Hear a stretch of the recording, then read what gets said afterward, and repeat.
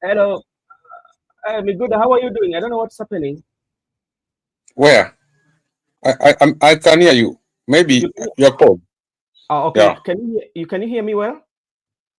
You are clear, very clear. Okay, thank you so much. Because I think I was getting some echo from my side. How are you Okay. doing this No, no. evening? This evening I'm quite good. I'm Mhm, doing quite well where I am. mhm. How about you? So I'm managing. I cannot complain, but I'm managing well. If to say the least, I'm managing well. So maybe do you have any stories that are trending where you are, or any good news that you'd want us to know? Okay, I can just say that there are many things that are trending, but I just want to tell you that we are preparing for the World Cup qualification and we are about to host the Gambia into Kasarani Moi Stadium. And our players have come, those Yeah. who are playing for the international. I saw Michael Olunga training, and also someone from Oh. England also came. Mhm. And also the is still missing in the squad, and he was not called. At that one is trending, and people are questioning why is Osno Diambo, why not playing Osno Diambo for this World Ye- Cup qualification. So I hope there ye- might be some disciplinary issues whereby he must resolve them before he come back. Oh yes, thank you for reminding me about that, because I saw even I don't know when was it, a journalist asked Benny McCarthy about Austin, and he did not answer it. And you know um I think the coach and the bench knows well. However much like the public would want to get more explanation about whereabouts of Austin, or about his missing in the squad. I think they know well and they mean well for the country. So I know, but with the time we will get more answers that people are needing, or people want to know with the time. And I know also Mariga at some point will give more information on that. And also you've talked about the Zambia coming in, and do you think like the players have that energy there in due to the fact that Olunga, the engineer, is around? That energy, I was following them yeah. the way they're training, but I found out that actually they are doing well in their training. They Hmm. have the energy. Olunga is now the leading captain right now, and he has been leading in the training, and Yeah. they have been having synergy. They were passionate about training, and Mhm. I think they want to prove us wrong that it was by slight mistake that we lost to Madagascar, but they must prove the country right. And Mhm. I saw the Gambian team already arrived at they were training at the Kasarani. So I think the energy is there, and we Mhm. just need to come out in large number to support them as spectators on Friday. I think the ball will be at 4 p.m. Kenyan time. Yeah. But I like the fact that during this time whereby people are questioning about Austin, it's all Yeah. quiet, whereby no one is ready to disclose the information to the public. And I like that because Mhm. McCarthy is quiet about it, the teams are quiet, and also the people who are advancing from Austin side, I think the Austin agent is so quiet about it. Austin is so quiet about it. So they're not ready to disclose what happened. So that's another way. We understand that there are things that must be done independently, and Mhm. even issues with football, they must be dealt at that level whereby FKF must do it. It doesn't need to involve the public, or it doesn't need to be political, whereby you Yeah. need to politicize everything. So there are things that you need to solve them at their Mhm. level. Issue of football must be solved at their level. It doesn't need the engagement of the public. And No. also, it shows that how Austin is also a respectful and understanding player because he has never disclosed anything. He has not come Mhm. to the media. He has allowed it to be dealt with at the level which is being dealt with.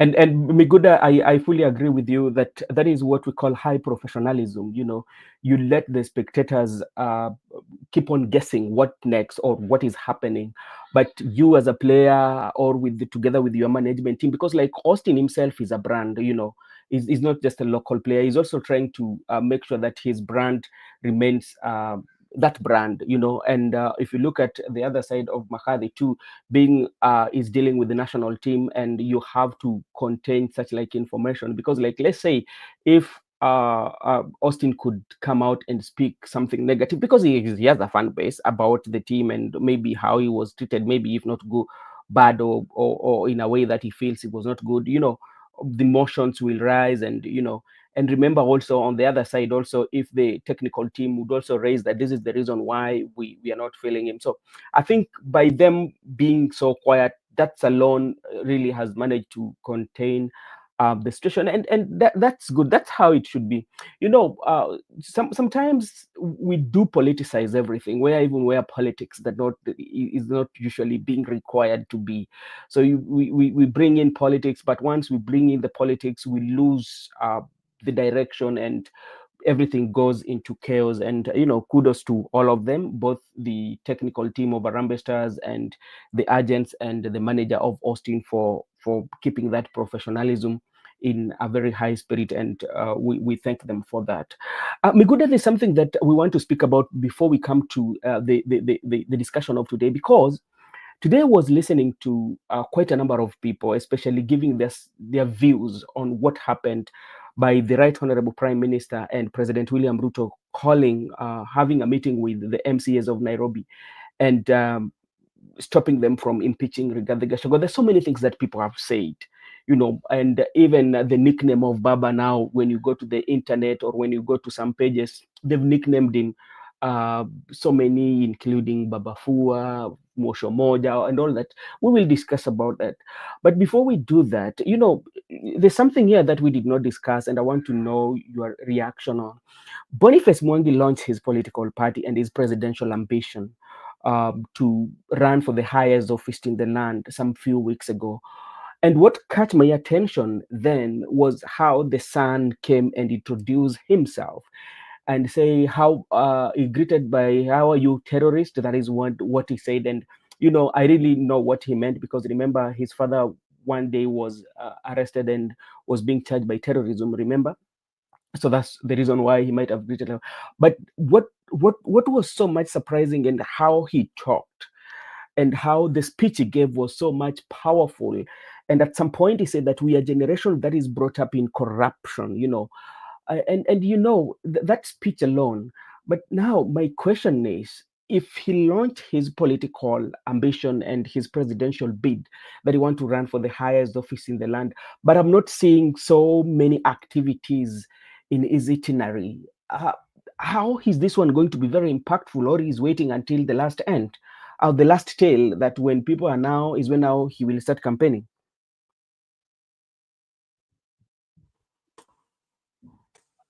By him launching his presidential ambition, first, I just believe that maybe he has so such and also has been advised by the people of the think tank to Yeah. launch his presidential bid. But you Yes. understand, whenever you have launched your presidential bid, there are some activities that you need to follow. People Yeah. should see you hitting the ground, or media trying to popularize your candidature. But as Yeah. for what you have asked me, is like he has not even made any attempt to popularize his candidature on social media, on mainstream media, or on the ground. I can just say sometimes people just threw their weight into the ring, thinking Yeah. that some people will come somewhere to support them, or just to seek aid from the people outside to support their ambition. But not really, because I understand that presidential campaign is that damn expensive in this country, and whenever you have launched it, you need to do several activities. If now the incumbent William Ruto, who's Yeah. defending his seat, is spending that much. Look at the parliament team, look at himself, whatever he's doing, spending a lot for second term. So Yeah. what about someone who just want to make first stab for the presidential bid? I think maybe it's just one of the people who want to make their way to the ring, Yeah. but I don't think that he gonna have that much muscle to compete against his people. But also Mm.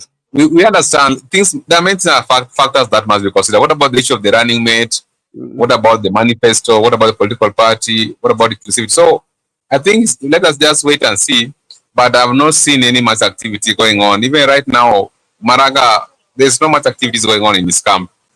Okay, and you've talked about the how expensive, especially the presidential candidacy or the presidential candidate campaign is, because like you've talked about the President William Ruto. Look at what Kindiki is doing. Look at the number of delegation that he's hosting at State House, and when they come to State House, they don't just leave the way they came. At least there's something that has to be put in your pocket, just to convince you that I'm the right person to vote for. And this is now Mwangi that also we know his history. He has been especially advocating human rights activists, and now coming in the political field.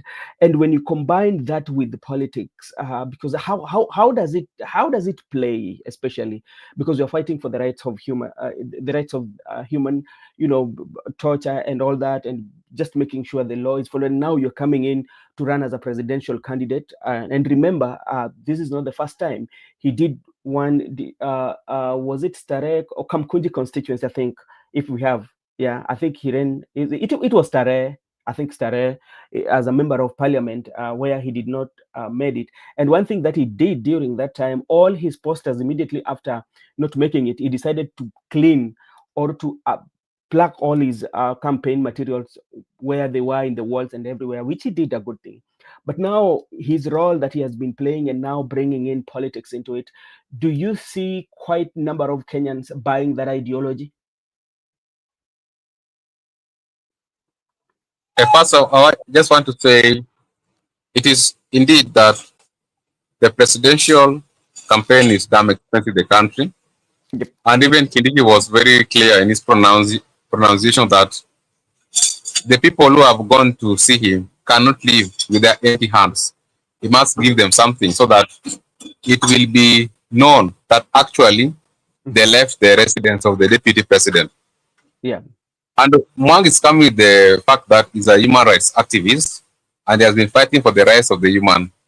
But that one to me is not enough, because right now, even though we have things like extrajudicial killings or things like abduction, Yeah. but even our economy is not doing good. So if you can project yourself as someone who's having a solution to the economy of the country and can give hope to the economy, I think you are standing a better chance than an activist of human rights or than any other person. So presidential seat to me, it doesn't end with the human rights activists, but also it involves many things like the economical, social, and even the political issues. So the social rights and economical rights must be undertaken and must be resolved. So if you project yourself as someone who is going to bring our economy back, you are likely going to be elected the president of the Republic of Kenya when you manage yourself very well and also try to resonate with the voters.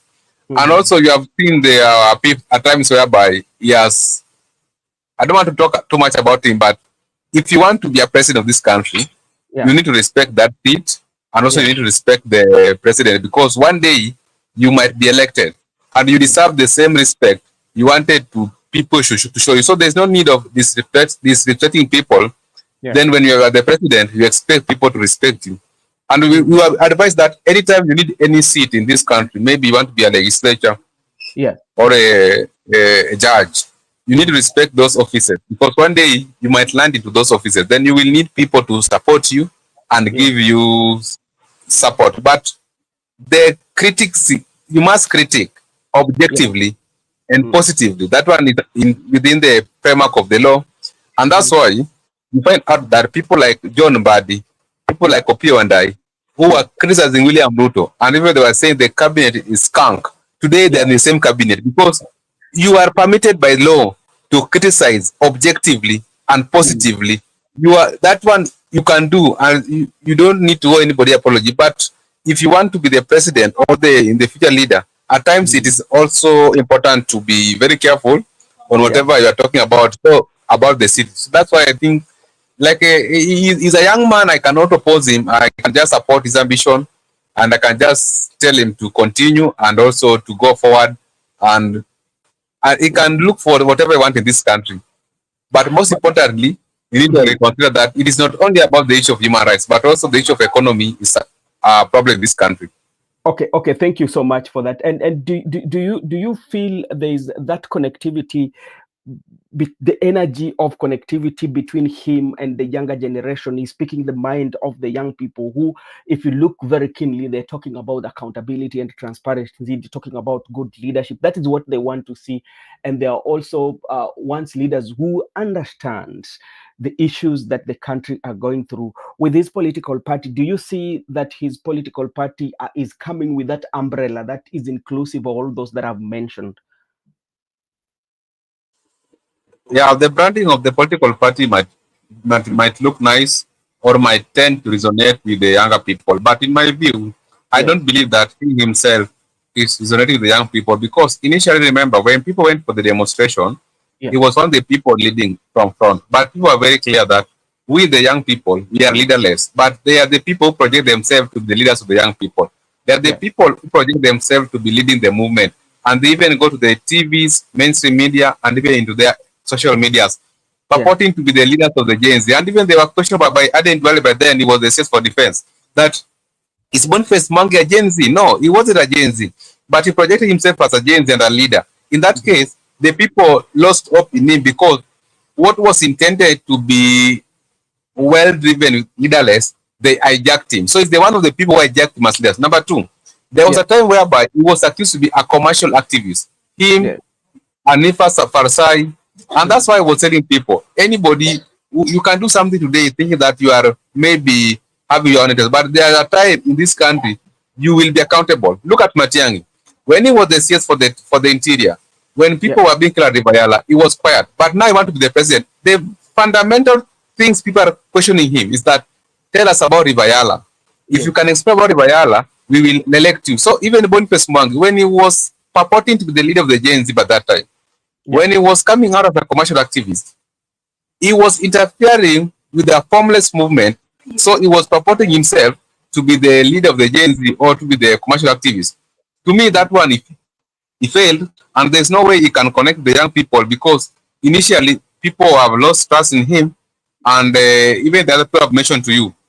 So yeah, I think it can be look like it is a good political party. Maybe it's having the symbols and the manifesto that are mhm, inclusivity and other things. But deep down, the young mhm, people disappoint. And let me tell you, even people like Kasmel Makoure and Morara Kebaso, there yeah, is a time in this country they will want those seats, but people will refer them to the history that when we were needing you at the time of the need, you yeah, people bolted out and joined the oppressor. So that's mhm. why you do not need to rely on the current, but also you must project the future if you want to be a leader in this country.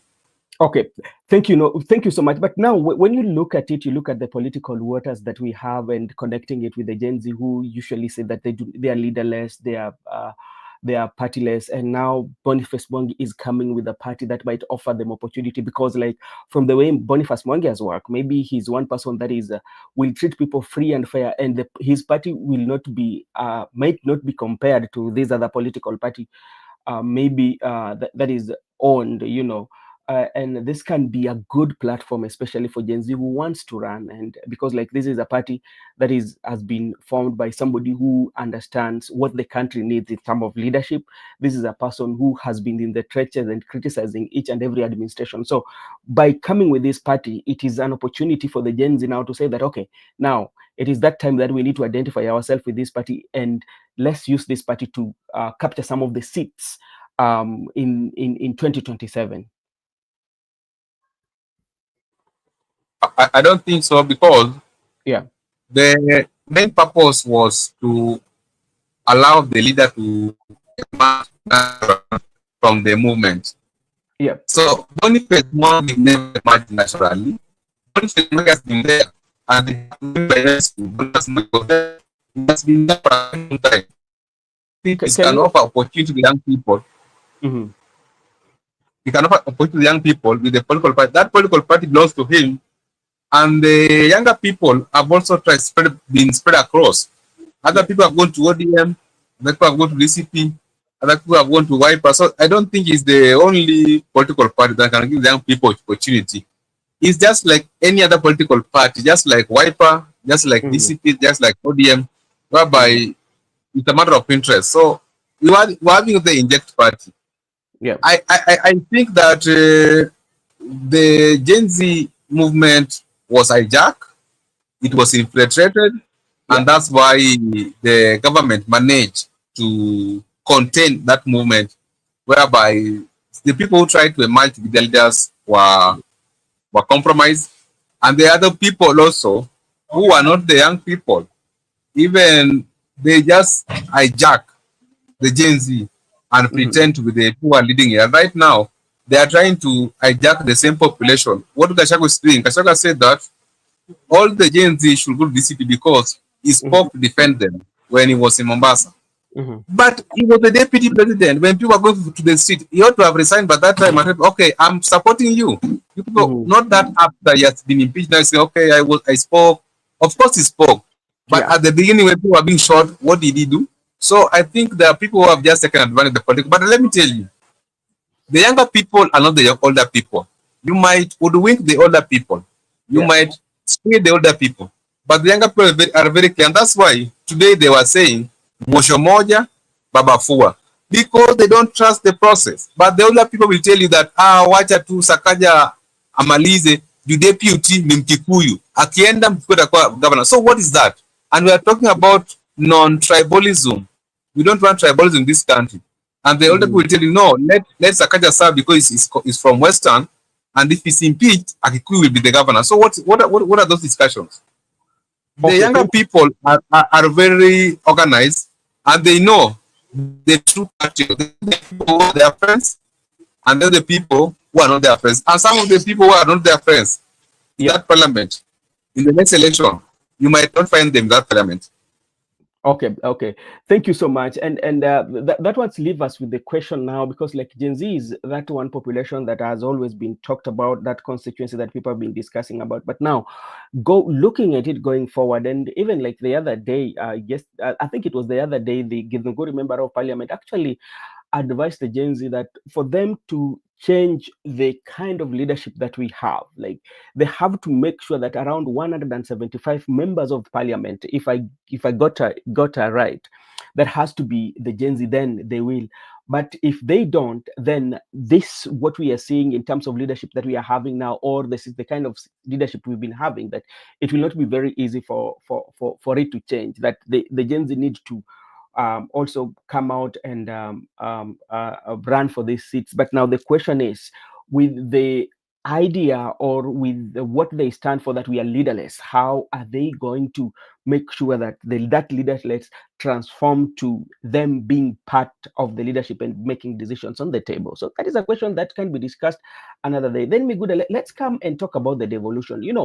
When devolution came, one of the issues that people celebrated was like the services were going to be decentralized, such that the services were going to reach the people, the leadership is going to reach the people, so that the service delivery was going to be satisfied and closer to the people, whereby people speak to the power, people speak to like everything was going to work. But now there's something that is happening, especially when it comes to the leadership. Do you think this is the right time that we should rethink about the devolution and look at it in so many ways, not only looking at the service delivery and also looking at the role of especially the leadership at the county level? Devolution was a good idea. Yeah. And when we concepted it, I think people have hope that the power will be diffused and dispersed to the regional, whereby even into the areas where it is rural, people will feel the impact of power, whereby it will be dispersed in terms of leadership, or in terms of resources. But from the look of things, you can say that it has not failed totally. At least there are areas where we can say it has worked, and also we have seen impact.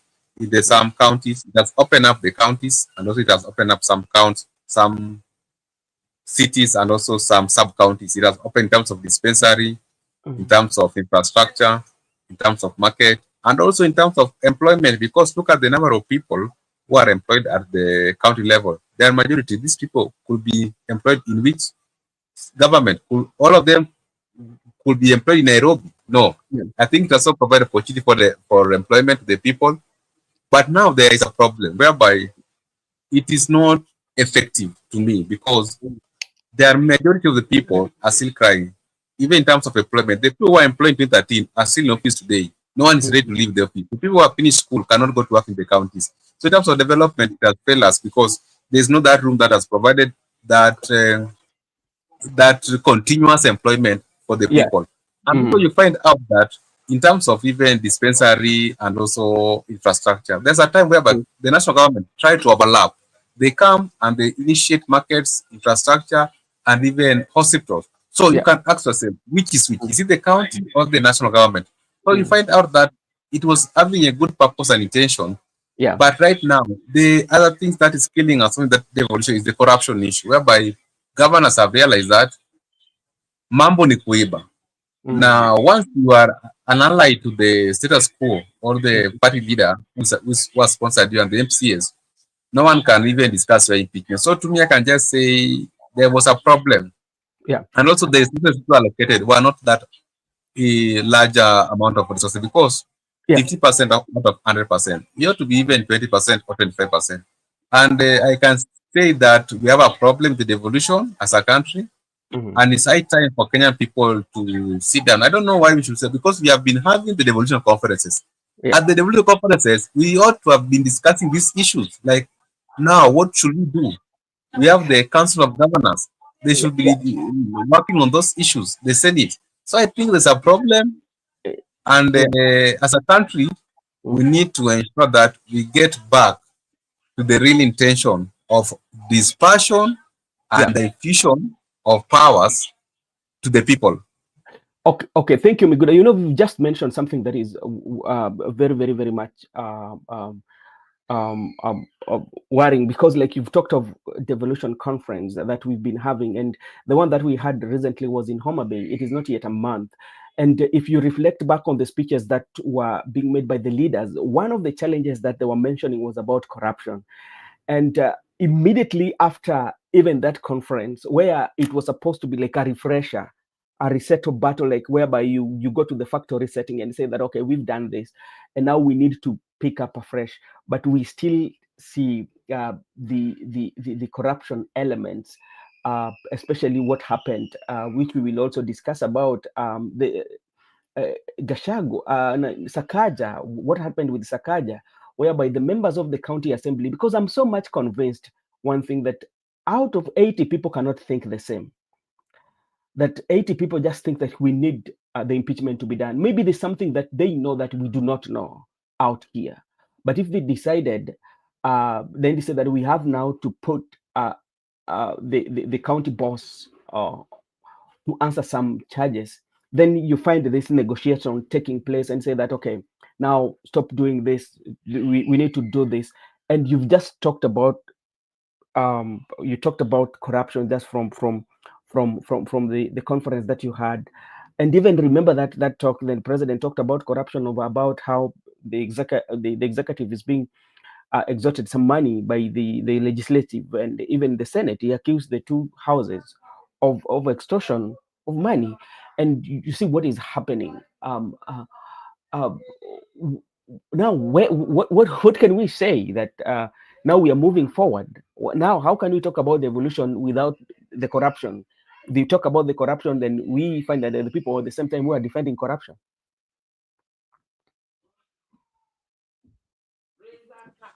We have a problem when it comes to the issue of devolution in the Yeah. counties because you find that the political parties who are managing a certain county, the governor and the MCS are elected on that particular political party.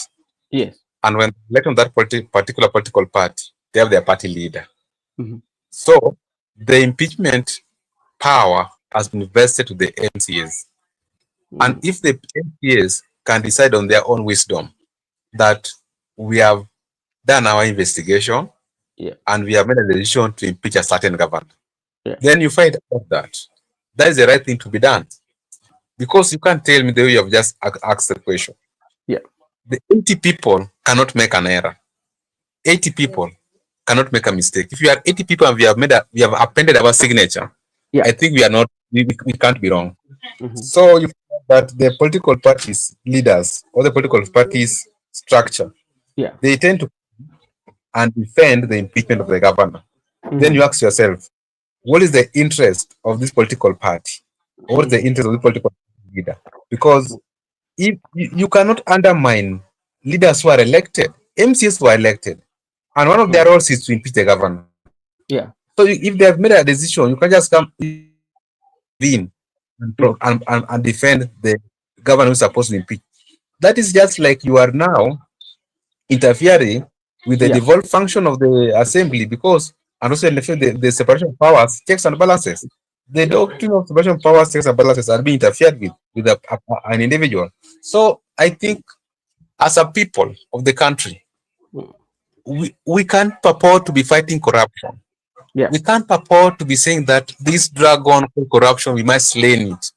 But whenever we had an opportunity to start by cutting the ears or cutting the legs, then Mm-hmm. someone is coming to rescue even the dragon to be chopped off. So to me, I can see we still have a problem, Yeah. because even the issue of giving a governor 60 days or 30 days, Mm-hmm.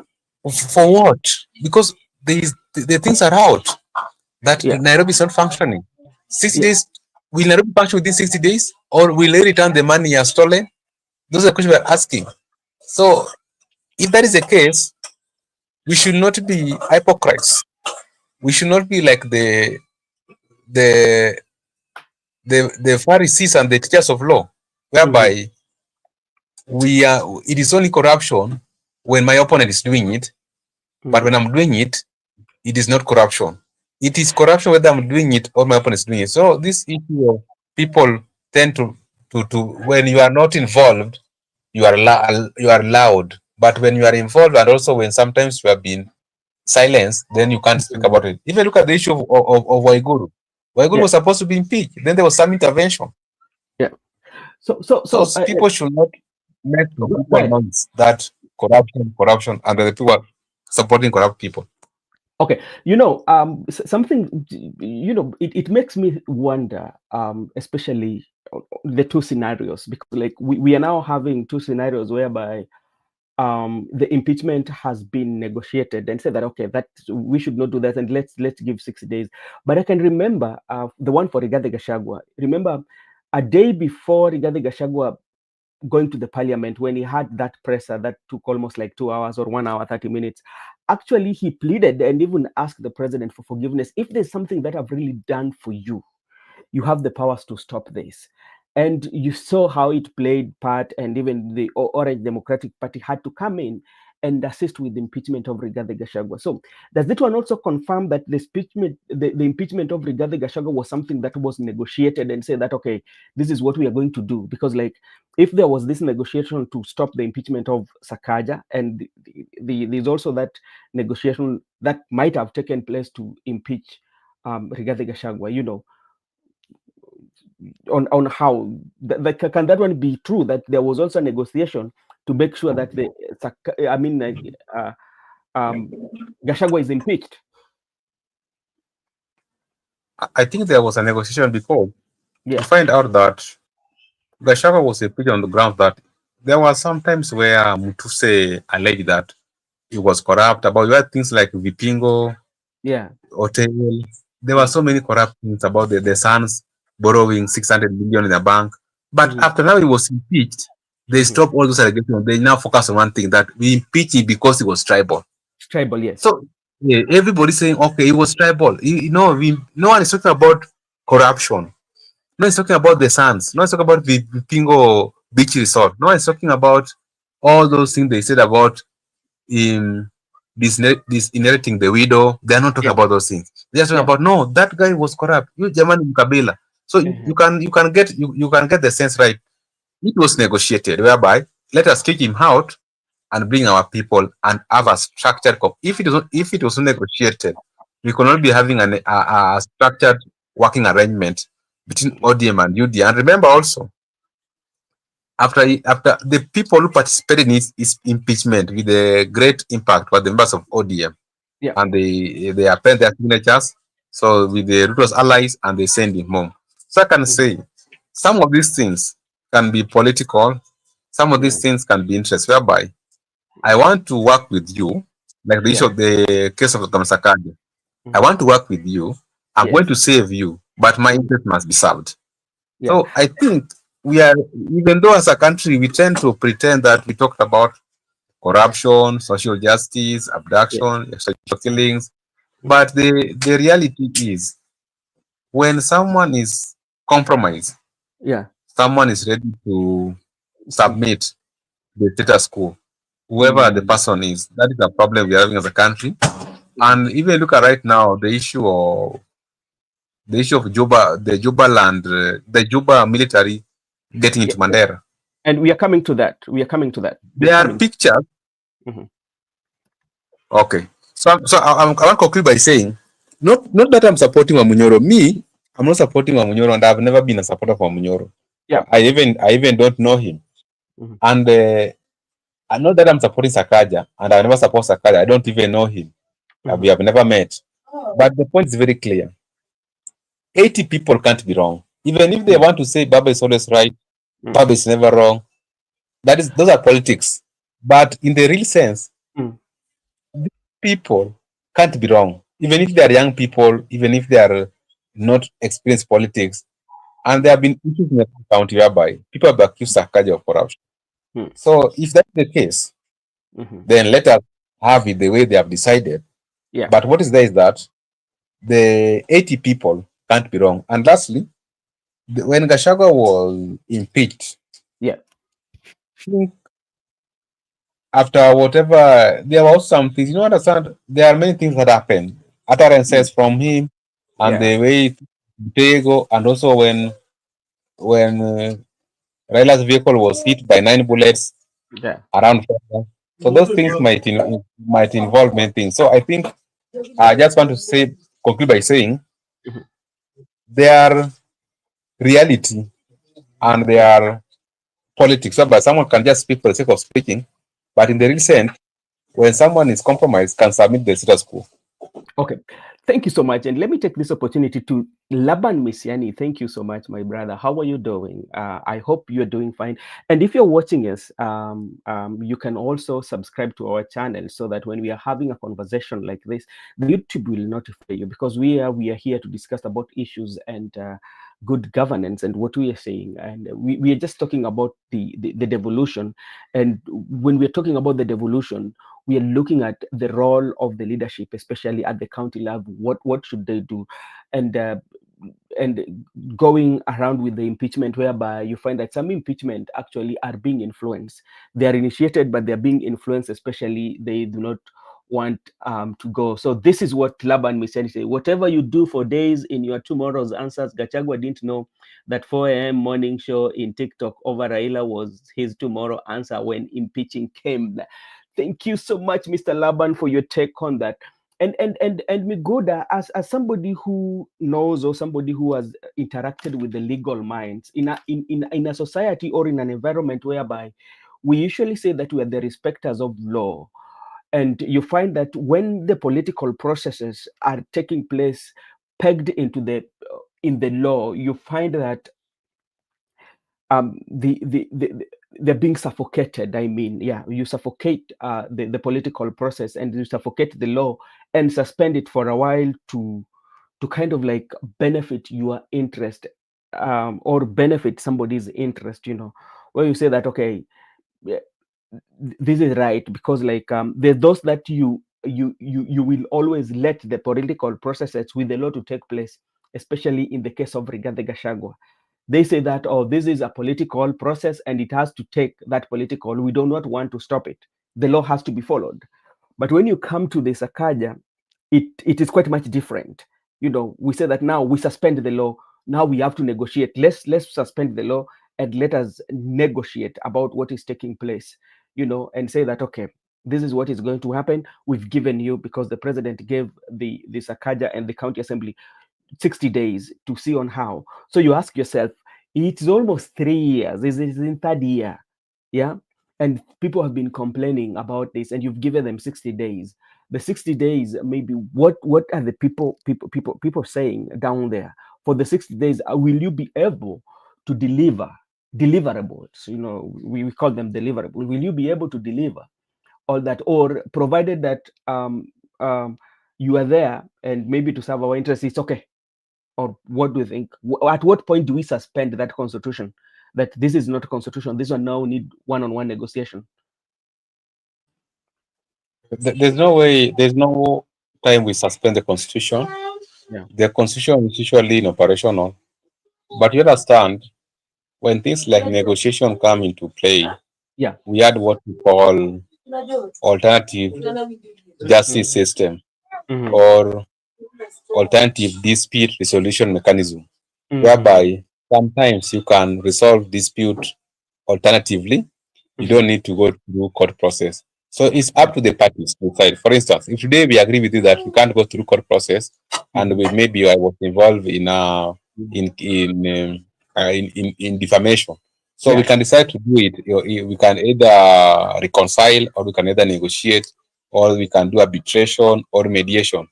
And even Yeah. we have had mediation in this country. So now that the law has been suspended, because even by the time we are doing negotiation, it is Yeah. being guided by the rules. How do we negotiate?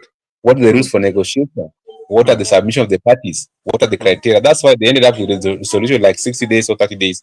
Yeah. But you understand, because you have asked me very clearly that impeachment is a political process. So if it's a political process, there's up to the political party, because it's the ODM MPs who are the majority, and Yeah. the people who are leading this impeachment. So they have decided that, okay, we want to impeach Sakaja, but we can, our party has come to intervene, Mm-hmm. and they have called Sakaja. Sakaja have submitted himself to the ODM, and Podium. at the ODM they discuss issues. So I think, not that the law has been suspended, it is Mm-hmm. that the law is working, and that's why we had a meeting. There was alternative resolution, and they ended up negotiating, and they came up with the solution like number one, Mm-hmm. 60 days, so that we can proceed. They never said they have halted their impeachment or Yeah. their quest to collect more signatures. They said Yeah. after 60 days, the Yeah. concerns which we are trying to raise, if they can be Mm-hmm. addressed, we Yeah. can see whether we can continue collecting our signatures, or we can drop the impeachment, because impeachments can be dropped. People Yeah. can talk on the boardroom. That's what, Yeah. if it's a political process, but it's still within the confine of the law. The law was never suspended at any Yeah. time. Okay, thank you so much. Now, if you look at what has happened, and I know you've interacted with the internet, and first of all, before I ask you that question, let me see what our good friend Laban Misiani is saying here. At Brother Ben, counties are working, and the reason was to move money from national government and services to the people. It's happening progressively. It will be working in the future. So when is the future? We are in our 16 years since we had our new constitution and the devolution, my friend. Laban, when is the future? So does it mean that we are not yet in that future with all that we are seeing, especially you see how governors, especially are, some of them are building mansions, some of them are in the court cases, battling their cases. And if you listen or you come across the literature that has been written about them, the huge amount of money. Just remember what is happening to the former governor for Migori, Okotobado, and the other day he was requesting for out of court settlement, that out of court settlement, and there was the DPP had already agreed, if I'm not wrong, and the EACC was still insisting. So there's still that tussle that they are having. So, and this is the one for Robado is not an isolated case. There are so many of them that are there. So I'm asking you, when is that future going to be? When, if we get that future, then for Sakaja it was to happen because Sakaja is a product of politics. Okay, I agree with you. And even like yesterday, I was listening to one county member. Somebody was saying that what we have to agree is that Sakaja has not done well and all that. He was criticizing, but now the politics came in. So, but you find that in our country, Migoda, something that usually happens, that everything that affects the people, we politicize. But the very moment we politicize an issue, I tell you, we are going to run away from the real issues. And that is something that is happening in our country. We have to politicize the issue that is affecting us. Remember even what happened to Albert Ojuang. At the end of the day, the political took the center stage. Until today, the issues, that issue has really vanished. Nobody's talking about it. Remember what happened to karaoke. I do not hear more about the mask guy who was shot. Where is the case? Because, like, the politics come into it, get politicized. You know, whereby even the position people who stood by them, they don't even talk about it no more. They still don't push to know where is the justice that's just been. So when politics become part of our doing, then we miss the point. Am I right also? Yeah, you are right. You are right because that is I can say policy. I want to agree with Laban Misiani on what he said. I think the second last comment, whereby he said Mm, Gashagua's statements cost him mm, today. That is mm. very true, and that's what I was telling you that even Matiangi's action Yeah. is costing him right now, and that's why I was telling you even Boniface Mwangi's action that time is Yeah. costing him right now. The people can't trust him. The people can't believe in him, and Mm, even the young people who are currently taking some political decisions will mm. affect them in future. So whenever you must take a decision, be it Yeah. political or legal, you Yeah. must be always on the good side of the history, always with the Mm, people, so that in case of tomorrow's decision, people can remember mm. you. Okay, this person, because at that time, remember, if Matani could have not been silent about Rivayala, today we could be looking for things to accuse him with. But right now, Yeah. the moment we see Matiang, Rivayala. The moment we see Yeah. Matiang, Rivayala. Yeah. So these things, they usually affect people. Mhm. Oh, okay. Thank you so much, Mr. Laban. Again, Laban says that, Brother Ben, remember, even a baby born cannot start to walk and start shaving the beard. The constitution is a growing at 18. It will be declared mature as any human being. Thank you so much, Mr. Laban, for that. We are waiting at 18 to see if there will be changes, and we will be here with you. If God grant us life, then we will come here and report to you, and also you will come here and report to us that what you've said has really happened. Now, Miguda, before we go to look at even worst first, the Right Honorable Prime Minister Raila Odinga and President William Ruto to drop the impeachment around Gachagua, because one thing that we have to agree, there must be a political that they were looking at, despite the fact that, okay, it was true that what Sakaja was being accused of were very heavy and they warranted impeachment. But you have to look at the political side of it, the political interest. What are the effects? What are the benefits of impeaching him, especially right now where we have the broad-based government that until today it is not so much popular in the ground, especially in the Cosmo towns, in the Cosmo cities like Nairobi. We have competing interests. So that one, they had to put it in place. So that is also we are going to look at. But before we go to that, there's this issue of Jubaland militaries who have occupied Mandera.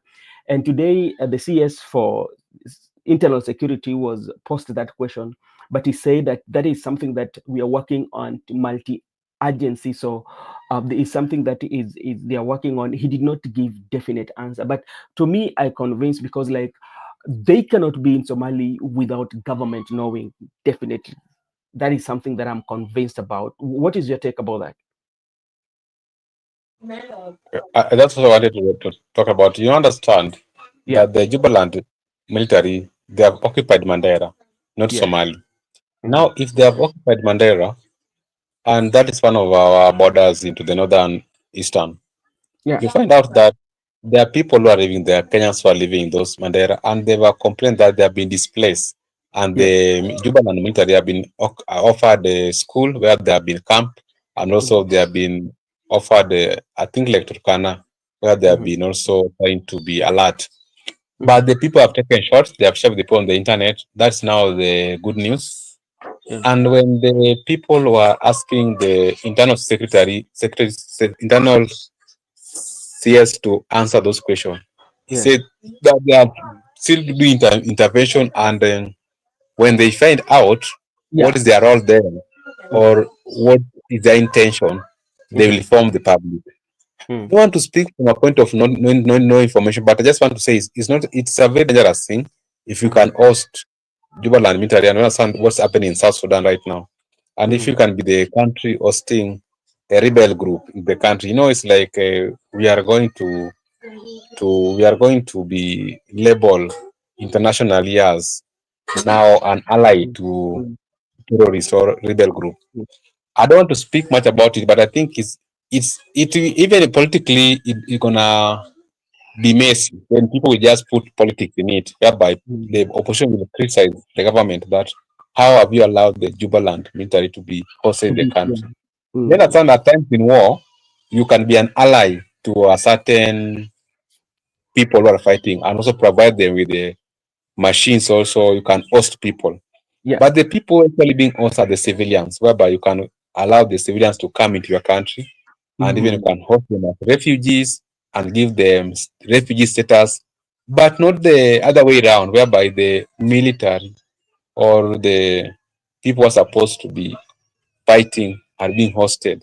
So I Right. think we need to do an intervention. If there could be a people from Jubaland, we can Mhm. even give them the refugee status and give Mhm. them camps, security, food, and whatever, and even passport. Mhm. That one is permitted in international refugee laws. But Mhm. this issue of whereby Mhm. the combatant who are Mhm. fighting Mhm. are being hosted into a country, I think Mhm. there is a lot of intervention to be done. Mhm. And the CS for Interior is a lawyer. You Mhm. understand this? Yeah. Kithure Kindiki is a lawyer, international lawyer. You Mhm. understand this? It Mhm. is not a very good ground to trade on as a country. Okay, thank you so much. And I'm kindly requesting, if you're watching us for the very first time at Brother Benson Media, kindly, we need your support. You can subscribe to our channel so that when we are having a conversation like this, you can also play part on the comment section, and we will appreciate you big time. Now, when you look at when you look at that scenario and you look at the international image, especially as a country, what does our image send out there if we are hosting a military um, from another country? Especially, we know that we are giving them safe havens, and if such situation has to happen, it also has to happen through diplomatic, whereby the agreement could be signed, so that we have the reference, the reason why we are having them, and for what duration, and for what purposes, and what areas are you going to be allocated to operate on. But now this one, we do not have any information. If they are not yet public, where the government of Kenya and the government of the Jubaland signed those agreement to let them be in the country. And you've talked about the schools, and this is where our children should get education. And you find right now, where are these children at? So, and that's one also bring about, where are our priorities, especially as a country. If a school can be invaded and made like a camp, and the CS is still coming and telling us, okay, they're still investigating this, and it's something that is working within multi agencies, where are our priorities, and what are the image out there, especially to the international community? The image is not good because the issue of safe havens, you can only guarantee safe havens to civilians, Yeah. the non-combatant, whereby Yeah. the non-combatant can be issued that safe havens. And in times of war, whereby we have the combatant, they have a right to kill and they have a right to be killed, and Yeah. also they have a right to participate in war. It's only civilians who are not permitted to be killed by military. But we understand that right now they have been hosting the country, and this country they has offered them safe havens. Maybe they are camping the schools and also along the river. So you find out the people have been displaced. And if at all it could be an issue whereby it could be a military versus military, they Mm. could have been recognized as prisoners of war Yeah. internationally in the international community. That if they are Yeah. prisoners of war, then Yeah. there is no need of us holding them. They should be let to go back to their country because Yes. they are now being recognized as prisoners of war, and we Yeah. can give them a route back to their country. But Mm. now we are hosting them for what purposes? Why do you host combatant into your country as if they could be civilians? Mm. That is guaranteed because they have a right to be given refugee status because Mhm. they are maybe for issue of persecution and Yeah. also seeking refugee and asylum into the country. That one is but someone who is combatant, someone who is having guns, someone who is Mm. armed, so this Mhm. person should not be hosted in the country, Okay. whatever circumstances. They should be let to go back to their country. And you have seen even our military has not gotten into this. Yeah. And so we don't know where the problem is. How comes a military can be in the country, but Mhm. these people, everybody's quiet about it. Is there anything going on in the country? And that's why sometimes people, even if people can say Gachagua is lying or Gachagua is a bitter X, but you Mm. can tend to believe him because there Yeah. is that the president met Al Shabaab leaders in Mandera. Today we are hosting the Jubaland military in Mandera. He said about president meeting Ahmed, and he said he's a person who facilitated, and it was very clear that you don't ask me any questions. I Yeah. personally, I facilitated. So let them interview me, not you. You never facilitated. So I was telling people, you don't say he's lying because you never facilitated. He said he facilitated. So even if Mm. people are saying maybe Gachagua is a tribalist or Mm. Gachagua is a bitter X, but look Mm. at the things that are happening exactly as he has been saying. They're just events are just unfolding the way he has been saying. So sometimes Mm. I can believe that there are some intels Mm. that are with Gachagua. Gachagua knows much about what's happening in the government Yeah. other than other people. All people Mm. knows, but people are fearing to speak out. But Yeah. Gachagua has become bold to speak out about those issues. And I think this is not the right way to go as a country. We have Mm. been peaceful for the last 60 years since we got independence. There have never been any invasion of a military into our country. It should not Mm. be invaded because you don't guess what can happen next. If you can Okay. be labeled as an ally to terrorist or an ally to a rebel group Yeah. internationally, it can Mm. even, like I had some good analysis was an analyst was saying, Yeah. it can reduce the status of our passport internationally. Oh, it can affect that. Yeah, it can affect that one. That you are Okay. coming from Kenya, where do you want to travel to? You are from Kenya, yeah, why so it's like you because you cannot know who is a Kenya because they have hosted a rebel group. Maybe this rebel group have dropped their civilian, their combat, and now they Mm. have turned into civilians. They have been given passport. They want to move to another country. So who can allow them to move? Okay. All right. But, but I believe one thing that because we are seeing there's no information coming from the relevant authorities. Hopefully, in the near future, we will get more information. But it's something in the public domain. People are talking about it, and we are seeing photos running around. And that is now everything will be left to the government and administration of President William Ruto. Maybe he will give explanation why for the Jubaland are occupying Mandera. Remember the other day, even the governor for Mandera raised that issue. But now, that is, we were just weighing our thoughts on it because it's something in the public domain. But other than that, let's keep on weighing options and watching and see what next, especially concerning the security with the Jubaland in Mandera. Now, let's come to the issue. They now concentrate on Rigathi Gachagua because, Rigathi Gachagua seems to be very influential, and every political decision that right now is being made, his name has to be put on the table, and they have to look at, okay, if we do this and we don't do this, how is this one going to affect Gashagwa? Is it positively and negatively? And some political analysts, the big wigs, see that one of the consideration that was put on the table, especially concerning the impeachment of Rigathi Gachagua, I mean the impeachment of Sakaja, was about the political influence of Rigathi Gachagua. That's played a major role in making sure that Sakaja was his impeachment was dropped, bearing in mind, how uh, the relationship between Gachagua and Sakaja has been. Remember, during the process of his impeachment, remember how Rigathi Gachagua came to town, talk about it was about the issue of Nyamakima, on how Rigathi said that he campaigned for Sakaja and is the person who made him win that governorship because the people from the mountain really voted for Sakaja.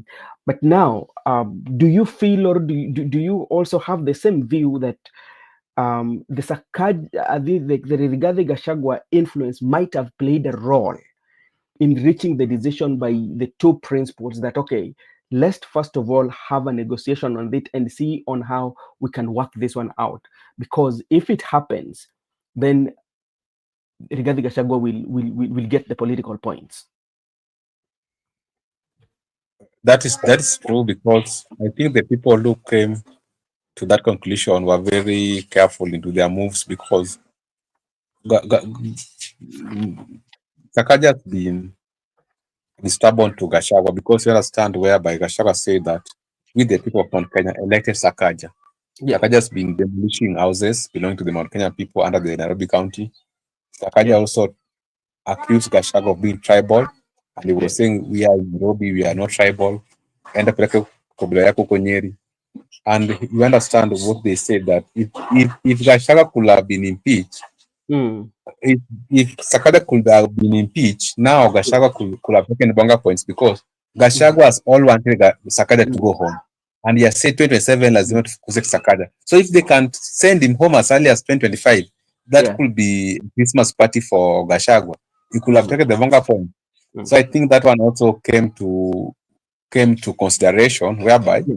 they Mhm. decided that let us halt this impeachment, because Yeah. our main opponent Yeah. will have longer points over here, Mhm. because Gachagua is also trying to do all Mm. things necessary Mm.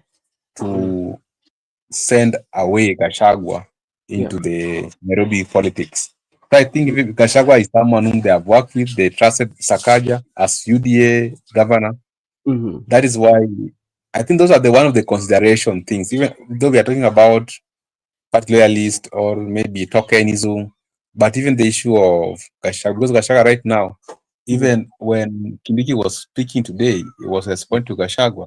When Yeah. Ruto was speaking today, it was in response to Gachagua. So Yes. Gachagua is a factor in opposition, Mhm. whereby everybody, even Raila said, wachana na huyo mtu wa ukabila. So if Mhm. these three people who are in government are Yeah. talking about Gachagua, so Yeah. I think by impeaching Sakaja, Mhm. it could have given him some longer point politically, and he Yeah. could have won that war, which he has been yearning that Sakaja must go in 2027. So if Sakaja can go 25, the better for Mhm. him.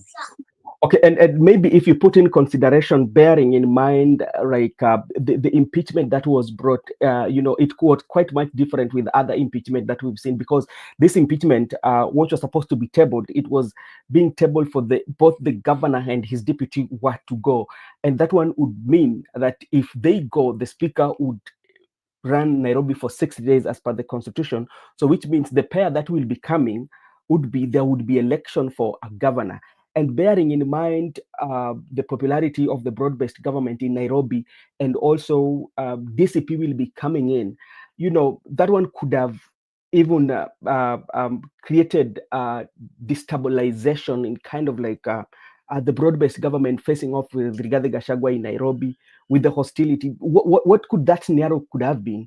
A situation whereby the speaker runs for 60 days, then Rigathi Gachagua comes with his team, or the united opposition decide to settle on one candidate, especially for the governorship, and the election is held. Do you think the broad-based government could have won that election? The broad-based government currently, they understand they are unpopular in Nairobi, Yeah, and they could have not won that war. That's why it was they have to intervene. And yeah, even if they could have been running, the Nairobi is very critical in terms of resources, because yeah, even right now the broad-based government, they rely on Nairobi resources to move across with this like yeah. empowerment. So by Mhm. removing one of their own, whom they can Yeah. command left, right, Mhm. and center, was Mhm. going to be a challenge to them, because we are approaching 2027. Yeah. And in 2027, Nairobi is very critical if you are managing it. If you're not managing Nairobi in 2027, and Yeah. how will you manage even because even you understand the issues to do with the ballot ballot papers, ballot boxes, when they are being transported, they first they after they have been printed outside, they Yeah. land at JKIA. From Yeah. JKIA is in Nairobi. They are being stored in Nairobi. Yeah. So you can use the county government structure to Yeah. influence the administration of Nairobi, and Mm. also interfere with the electoral process, including the National Mm. Tallying Center. So it's very Yeah. critical if you have a manager or whatever who is coming from your party, so Yes. who has mastered the art of Nairobi. So I think that one could have given Gachagua a field day, and Mm. Gachagua could have used that opportunity to make sure that they make one candidate to Mm. win that election. And also, right Yeah. now we are facing many things. Like you understand the issue of Jubaland military in country. We Mm. are the Harambee Stars are trying to qualify for World Cup, Yeah. and also there are some.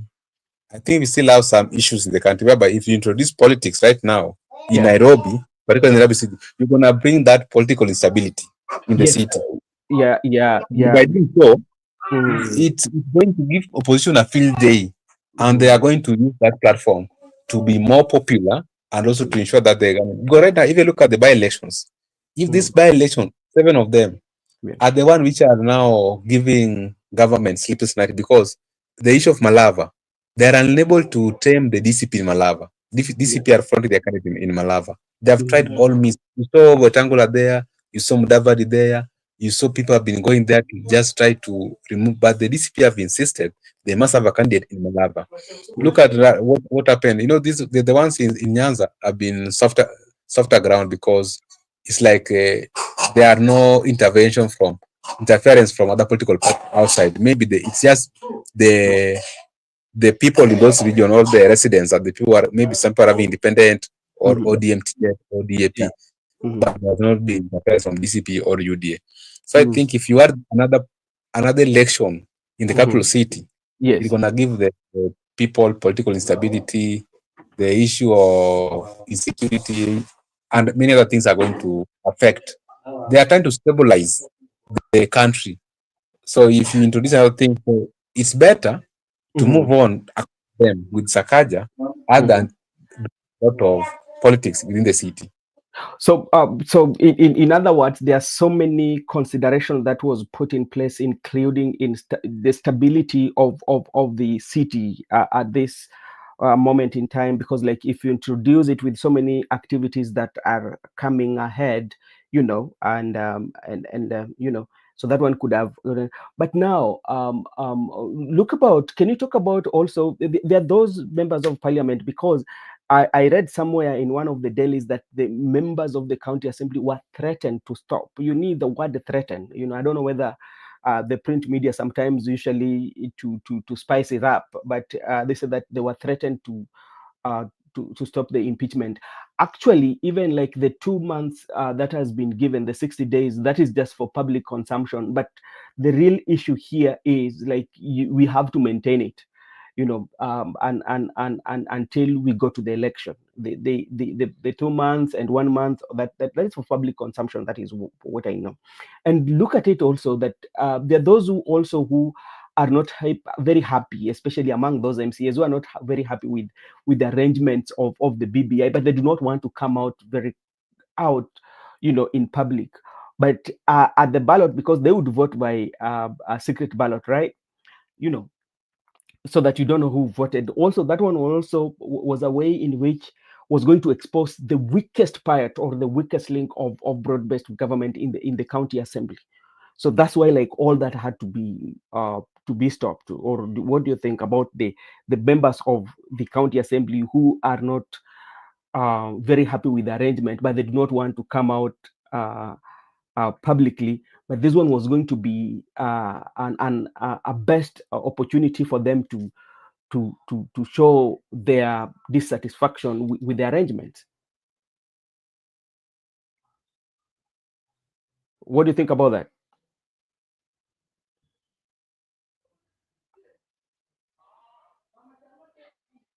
Hello, me good. Oh, okay, we've lost me I, good. I, I, I think that Go ahead. I think that in terms of the secret ballot, whereby some people are going to do it secretly, Yeah. also can work. But I believe some people are not contented with the decision, and Yeah. some people like MCS were dissatisfied because maybe if they were compromised, how much were they given? Maybe someone expected more than what he was given, but you have Mhm. to take because that you have been compromised. And Yeah. also now, if it was a real thing whereby it was a good intention to impeach him because those grounds were valid. Now, if you want to invalidate what is valid Yeah. without even that one's like even consciously, someone is feeling like you have interfered with this sovereign power whereby people elected him to go and impeach Sakaja, then you are saying that Sakaja should not be impeached. And there are so many there are so many interests. And also people, these MCs, sometimes they can go back to the word and they will be asked questions. Why Yeah. did you drop the impeachment of Gachagua? Because of Sakaja? Because you dropped Yeah. that impeachment. We are not going to give Mhm. you the second term. We are not going to Yeah. re-elect you. So MCs have been put into a problem. Mm. People will ask you, we gave you opportunity to impeach Sakaja, then you are coming Yeah. here that you have been given instruction from somebody not to impeach Yeah. Sakaja. Now we are not going to re-elect you. That is Mm. a good propaganda. If you want to be an opponent to an MC in Nairobi, just have that propaganda. No, this person, they had the opportunity to impeach Sakaja.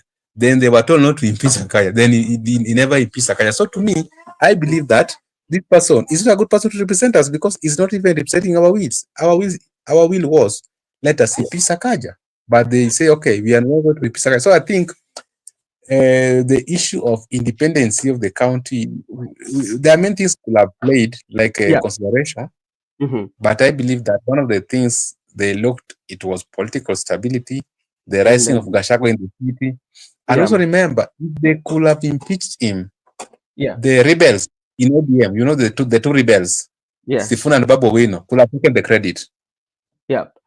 and And they want to and discredit those young people. that is something that also I was looking at, especially looking at let's say that it could have, the motion could have passed into the Senate. I mean, like passed into the county assembly, whereby he could have stand in pitch in the county assembly, because based on the voting, that one was going to be very obvious.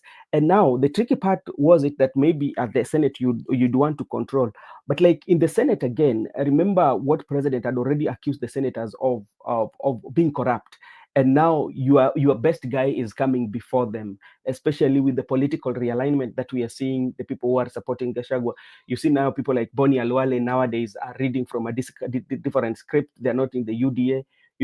They tend to criticize some of the issues that are being done by the UDA, especially the Shah is talking about the Shah, talking about especially Boni Alwale has been on the Shah issue, and you bring about 10 charges, right? And they will say that they will only approve one. They just look and approve one. And what does that one mean? You are gone home. Yeah. So looking at the Senate too, it was also kind of like very tricky for the president, bearing in mind that that push and pull between the executive and the Senate, and the political differences that also we are seeing. That one also could have informed the two leaders to say that, okay, let's first of all deal with the MCA, because they are at the lower tier, so they can listen to us rather than it being allowed to go to the Senate, because like sometimes Senate has always made decisions that has always surprised so many people. What do you think about that? That one could be the case because the Senate was accused of extortions, and even people like Gerard Gay could have not spared Sakaja. Sakaja, these people have been they have been monitoring Sakaja keenly. Sakaja has appeared before the Senate committee for many times, and Yeah. none has been supporting him. So they have been waiting. So that could be their day. They could have proved to the public that we are not, Hmm. and even they have talked about extortion. Who could you bribe? Because the moment you started bribing, okay, we are the people who are giving us money. Someone could Yeah. have exposed you. So I Hmm. think Arsenity could have as well stand in pitch. The fact that people like Boni Alwale, you have talked about, people like Cherargei, they have stand about anything in Nairobi, they have talked Hmm. about it. They have Yeah. talked about Sakaja for some people like Sifuna, who are Hmm. now the rebels in the broad-based government. Yeah. I think Sakaja could still stand in pitch, and that's why it took Raila to intervene Hmm. and salvage Sakaja because in the way it was going, it was from 67 signatures. Then within some, I think 2 hours, 80 signatures. Three Yeah. hours, it was now from 67 to 86. So in the next day morning, Mm. it gonna be even 100 because Yeah. if in 3 hours they have collected almost 13 signatures. So to Yeah. me, I think it could be go further. It could have been impeached, run to the Senate, Senate wafanye kazi yao haraka haraka, alafu aende nyumbani. So I think he has been their guy from the look Mm. of things, and Mhm. he has been working with them well in terms of other things. Yeah. Okay. Okay. Thank you so much. And something reaching me here. News update. Hey, this is Hustler Fund Board appoints Henry Tanui as a new CEO for 4-year renewable term. He takes over from Elizabeth Nkuku. Hustler Board. Hustler Fund bado inafanya kazi. Hiyo ni. Yeah, let me read for you something here also that as really I'm just going to the X space, what people are saying about X space. There's something that Oledama Onekina also said concerning the issue of what is happening. You may not like what I have to say, but I'll say it anyway. State House launches waste of public funds, bus rides, per diems, Buffett's don't build roads or jobs. Mr. President, post county visits and state house lunches for 100 days, embrace digital town halls, and the politics of plates, embrace the politics of the future. What do you say about that? That is Ledama Olekina I quote him. There's so many that I quote him. That is what Ledama Olekina. Before I go on again, this is Richard Onyonka too. I say that my brother Kaluma, I think he was addressing Mr. Kaluma here. I quote, my brother Kaluma, sometimes I truly feel you are being unnecessary petty. How can you stop us to as low as post video of a leader just because a camera caught him in a moment of fatigue? Leaders like Dr. Matiangi are human beings. They work long hours, they endure endless meetings, and often sleep late. It is perfect normal for fatigue to catch up with them and for them to doze off once in a while. Even Raila, the father of opposition politics in this country, has been caught on camera sleeping and struggling to concentrate during high-level meetings. Does that mean him? Does what? Does that one make him any less of a leader? Of course not. Our leaders get tired because they are actively in working, and what matters most in not that they doze for a moment, but that they show up, remain committed, and continue to fight for the people. What comment can you make about what especially what Ledamo Lekina said about President slowing down on the invites in the State House, and and think about the future.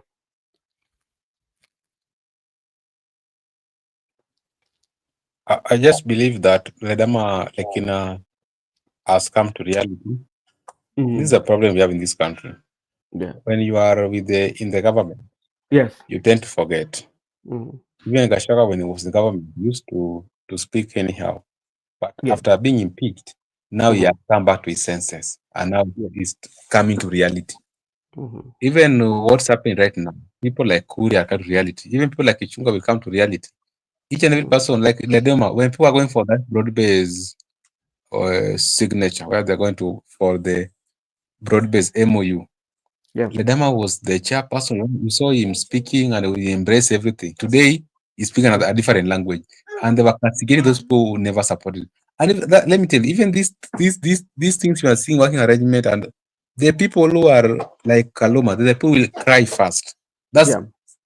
that's how the media has been. That the people who are inside, they usually talk bad about the people who are outside.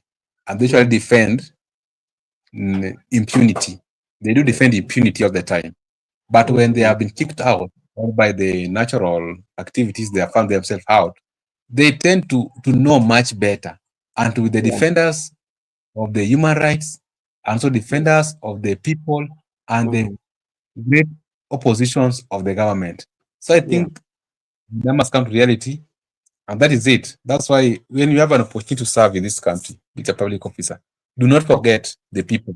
Do not forget where you have come from. Never, never in your life try to Hmm. support impunity because of the circumstances. Okay. Circumstances can change. And when they change, you will speak the way Ledam is speaking. All right.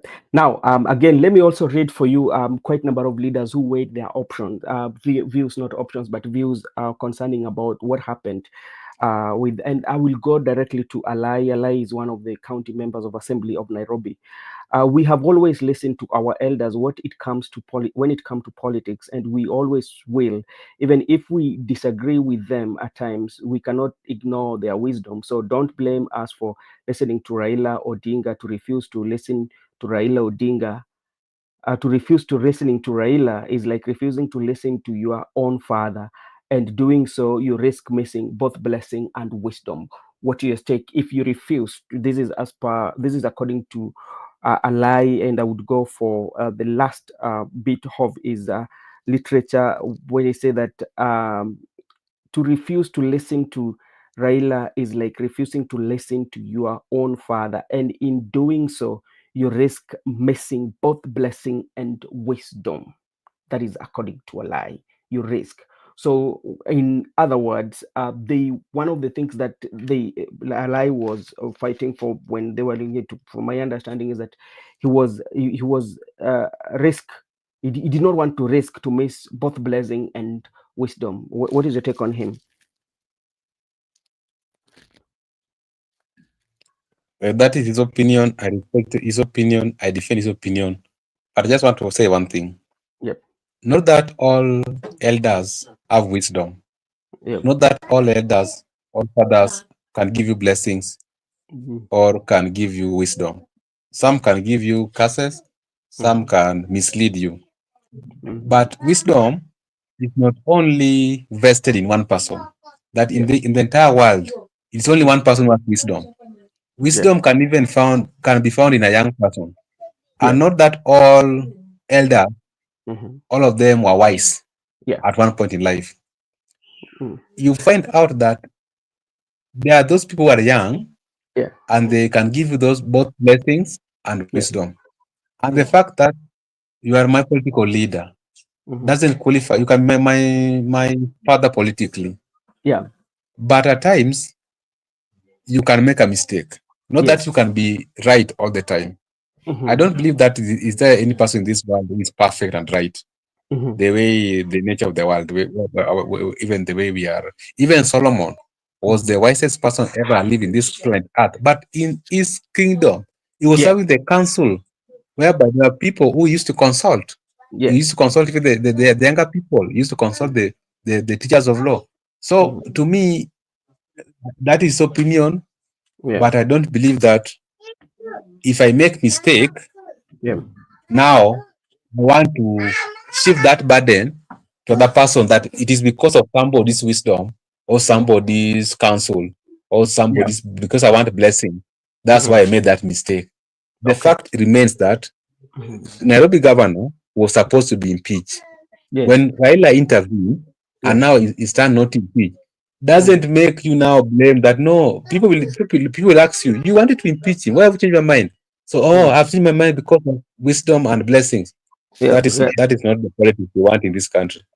Okay, I'm also seeing another print here, but it's saying that that is Abasalom Odhiambo. I think he's one of the county members of assembly. To Raila alituita Karen akatuambia tuachane na Sakaja. Ukweli ni kwamba Sakaja amepora kaunti ya Nairobi na anafaa kuwa impeach, lakini baba amesema tuachane na hayo maneno. Asante sana.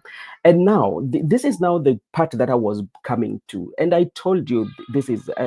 When at what point should we politicize especially an issue that is affecting the people and make it more political? And this is from the ex handle of our good friend Philip Itale. Thank you, right honorable.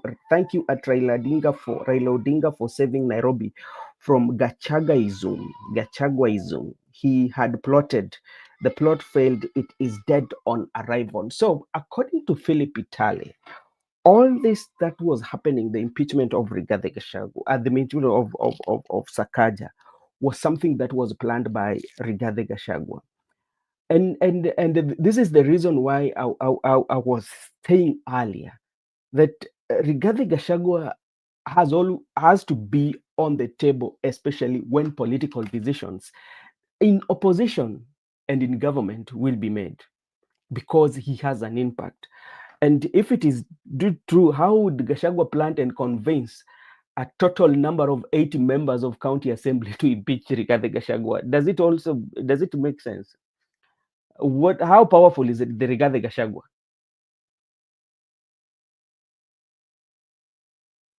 How I powerful? think we have to agree that Gachagua, Gachagua is part and parcel of the political discourse of the country, Yeah, whereby is the face of opposition, whereby anytime they put blame to him yeah. to be like you understand why Philip was talking like that way because the position he has in ODM, and Mm-hmm. also if you attack Gachagua in Mm-hmm. camp, you are a Mm-hmm. hero. You Yeah, don't need even to do much. Just attack Gachagua and yeah. call Raila a Baba. Mm-hmm. We give a ticket for any seat you want. So I think uh, I think that's what's happening, but not that I don't think Gachagua influenced those people or gave money, but there might be that's just politics. But if it, even if it is politics, as if you sit and look at it critically, and it convinces you that how comes that the way we know how ODM members, especially of county assembly, are very loyal to their party leader, and they listen to him.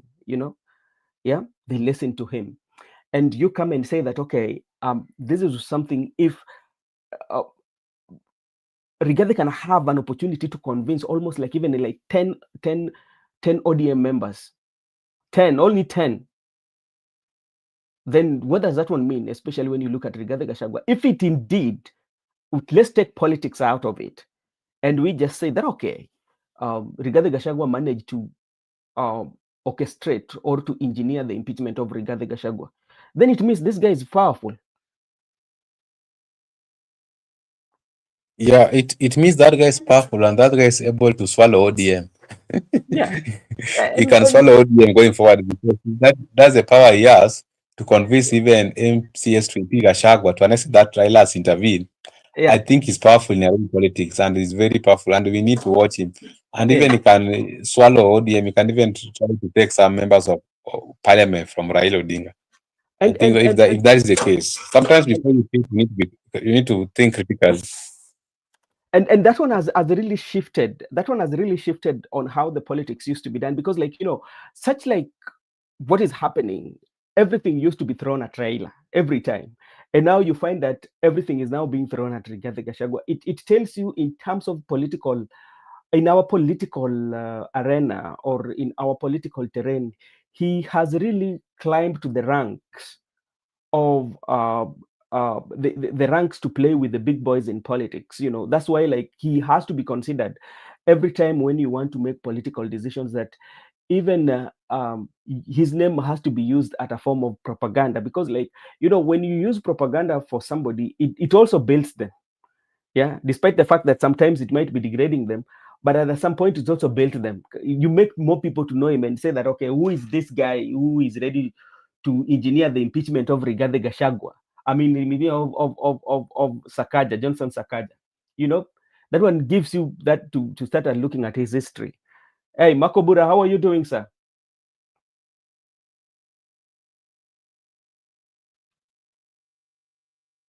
Yes, good evening. I'm doing good. I Yeah, thank God. I'm yeah. happy to see you guys. And my apologies. Yesterday I was unable to get home at the right time.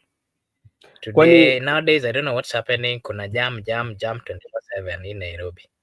sasa sununue gari Lakini niko salama.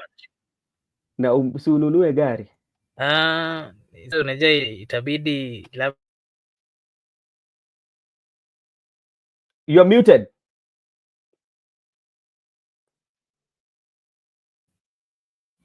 sorry. Nasema ya kwamba mkinichangia mimi nitashukuru. Natamani hata kukuwa na gari. Mkinichangia mimi, naona ndugu yetu Kennedy Sankara pia ako hapa. Tutamuita kwa hiyo harambee, mnichangie ili hata pikipiki. Naona anasema gari si nzuri. Sasa kuna pikipiki zingine siku hizi naona. Ebu naona hapo ndugu yetu Sankara, Kennedy Sankara amesema kwamba Gachagua is a failure. How can you discuss a failure? Ebu tuambie kama wanasema kwamba how do you describe somebody's failure? Ndugu yangu. Na Miguda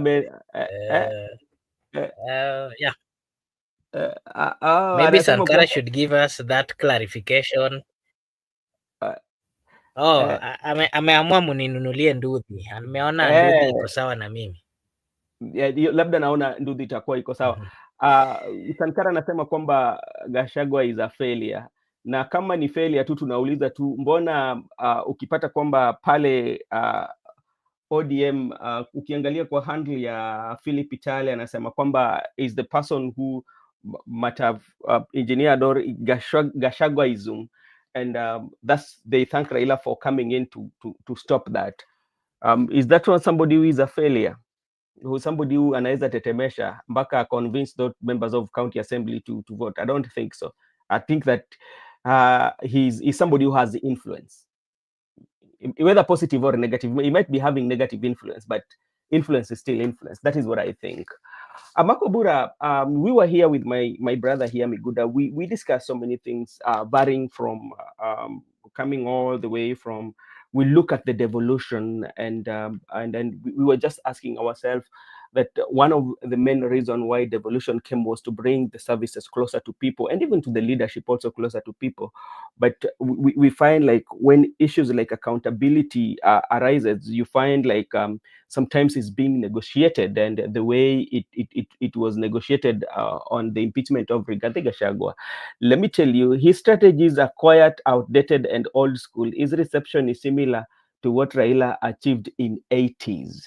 That is what Sankara says. His strategies are not the strategies of today. Okay. Um, okay, I, you are good. You are entitled to the opinion. Okay, that's okay. Makobura, what do you think about the view of Kennedy Sankara? Uh, a good friend Kennedy saying his strategies are quite outdated and old school. Yes. His reception is similar to what Raila achieved in 80s. I partly agree with him Yeah. because remember we are in the politics of the Republic of Kenya are somehow changing, Yeah. and there is more of influence that is coming Mm. from the youth. Yeah. We are getting to a point where youth has what we call a say in what is happening in our political environment. Yes. Somebody, for example, like Kennedy here, Sankara will tell you that if you compare how active the Kenyan youths are getting into politics or are associating, or Yeah. they are becoming part of what is happening, whether Mm-hmm. it's making decisions that is involving the country, youths are being are getting into, how do I put it? Yeah. They're getting to some serious levels Yeah. where they are being engaged in whatever is supposed to be happening in the country, compared to, of course, those days when Raila used to do his things. Remember Yeah. those days, the likes of Raila and others, they were the few people who were coming out to speak about some negativities which were happening in the country, and they Yeah. would hold rallies, and the rallies would not really materialize. But remember, Mm-hmm. remember what we are seeing today. We are seeing young people going to the streets. We are seeing young people Yeah. coming out to criticize political leaders without fear, and Yeah. that is a sign that the politics of the Republic of Kenya and the politics of this generation is somehow changing. So whoever is coming up and whoever really wants to fully participate so that they can be recognized in this political dispensation, then they Yeah. have to use tactics which are really, which can influence this current generation. So partly, just like our Mm-hmm. good friend has said, of Mm-hmm. course, more of what Gachagua is doing is the old political system or the old political thinking. Yeah. I can give you an example. If, for example, you see, you go to social media platforms, you'll find that whatever the kind of politics that the youth are speaking about, whether in social media platforms, Mm-hmm. whether in their own cocoon, Yeah. their thinking, their behavior, and the expectation is not really similar with the old generations. Yeah. So the strategies, of course, that Gashago is using, part of it are old school. But now that this generation or the people of Kenya do not really have what we call a better solution to their problems that they are facing, some of Mm-hmm. them are finding it easy to associate or to clap to Rigathi Gachagua. Okay. I Now, think oh, that's okay. Maybe for purposes of clarity and to us to know, maybe you've interacted with maybe some of, or you've seen some of the strategies that Rigathi Gachagua is using. Maybe if you can just mention to us one of the strategies that were used in the olden days that he's still putting in place right now.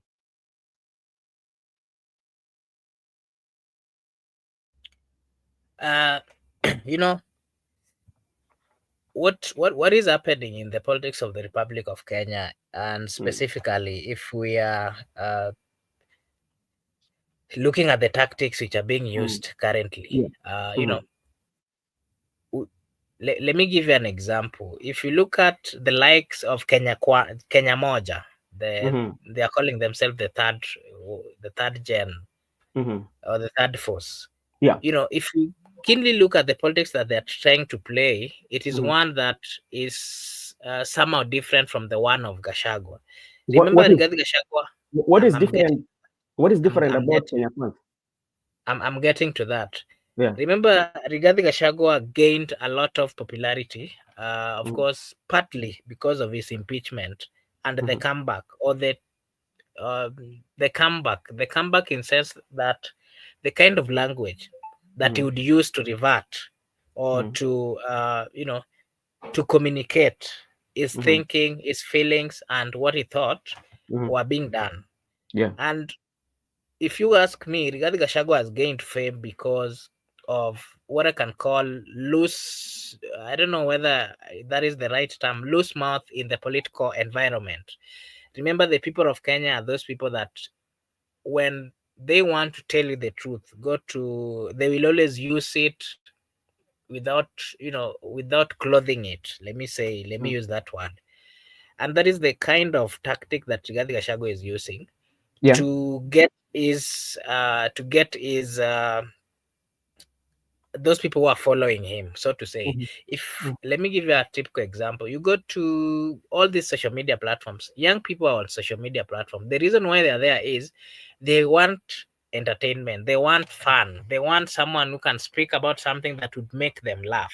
Mm-hmm. And to me, if you ask me, Rigathi Gachagua is partly a comedian because more of his wordings, more of the language that he uses is a language that the young people would use it or mimic it in a way and make fun with it. Okay. You see, for example, in his stay in the United States of America, Okay. You're muted.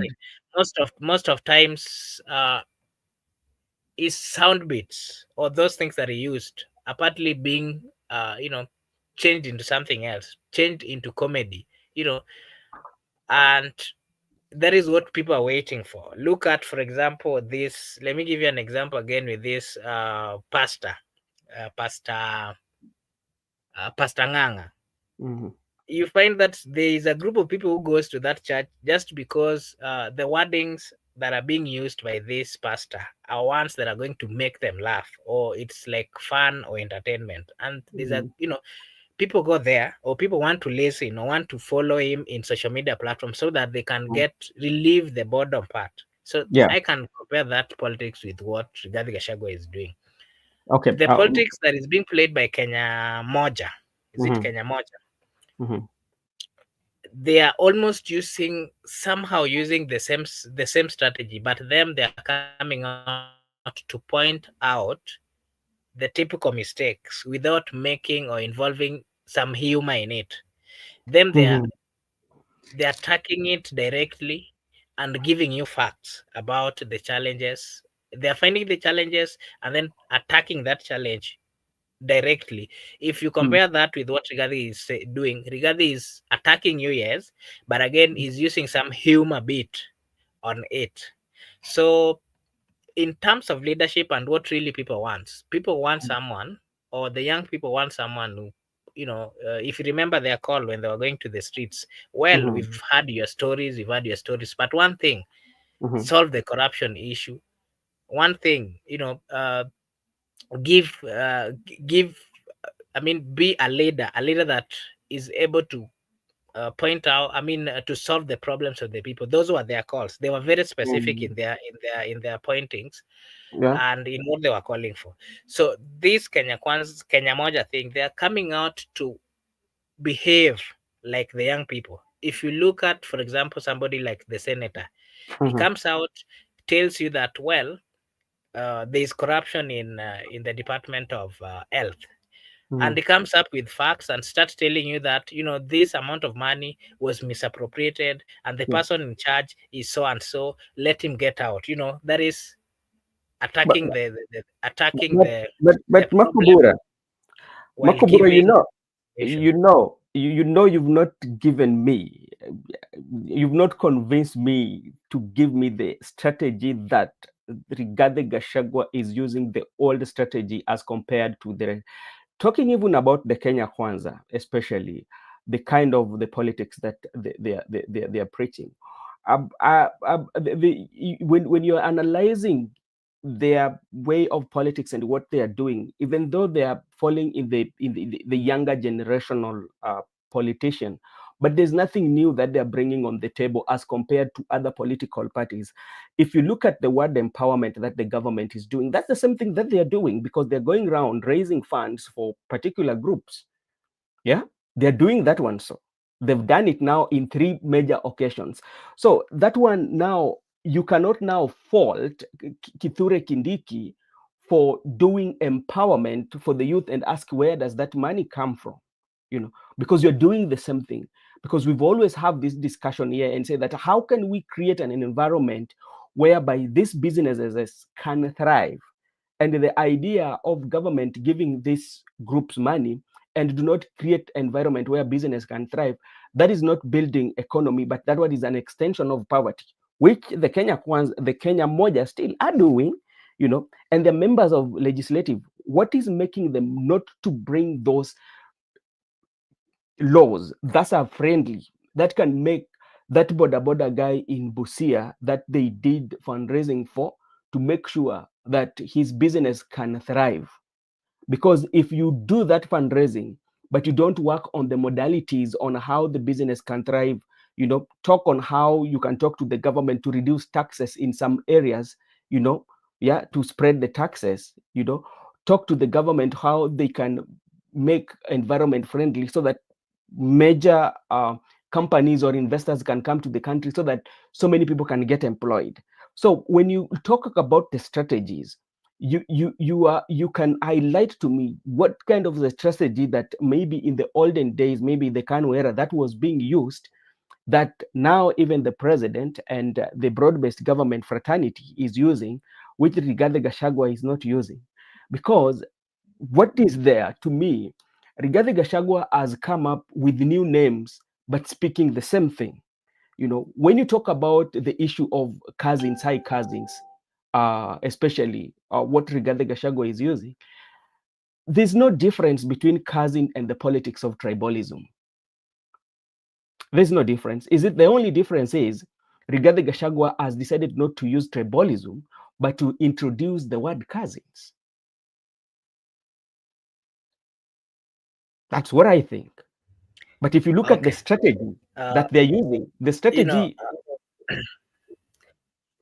I think what Rigathi Gachagua, if you remember what was happening during Moi's time, especially when he was having problems with certain political leaders, remember these leaders would regroup back and then come as a community. And what they would say is that the president do not want us. And they will tell you that, for example, let me give you an example of, do I give you an example of Raila, or I give you, let me give you the example of Raila. When Raila started having issues or problems with Moi, remember, he had several options of either going to the street, of which he did.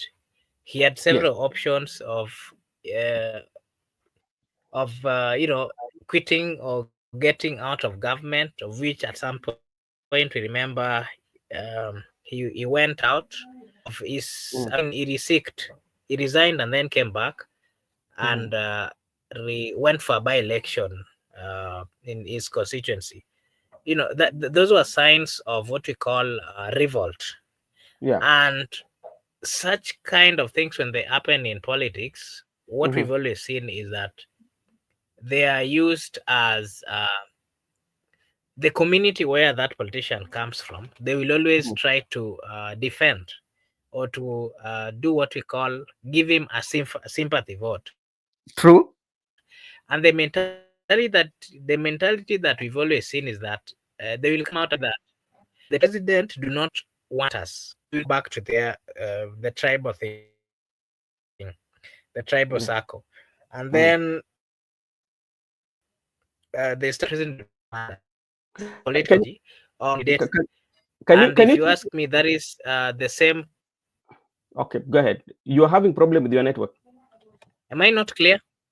No, you are kind of like you Okay. are uh, Yeah. So freezing, or my voice is not coming out can you log clear. out and you're kind of like freezing kind of you know.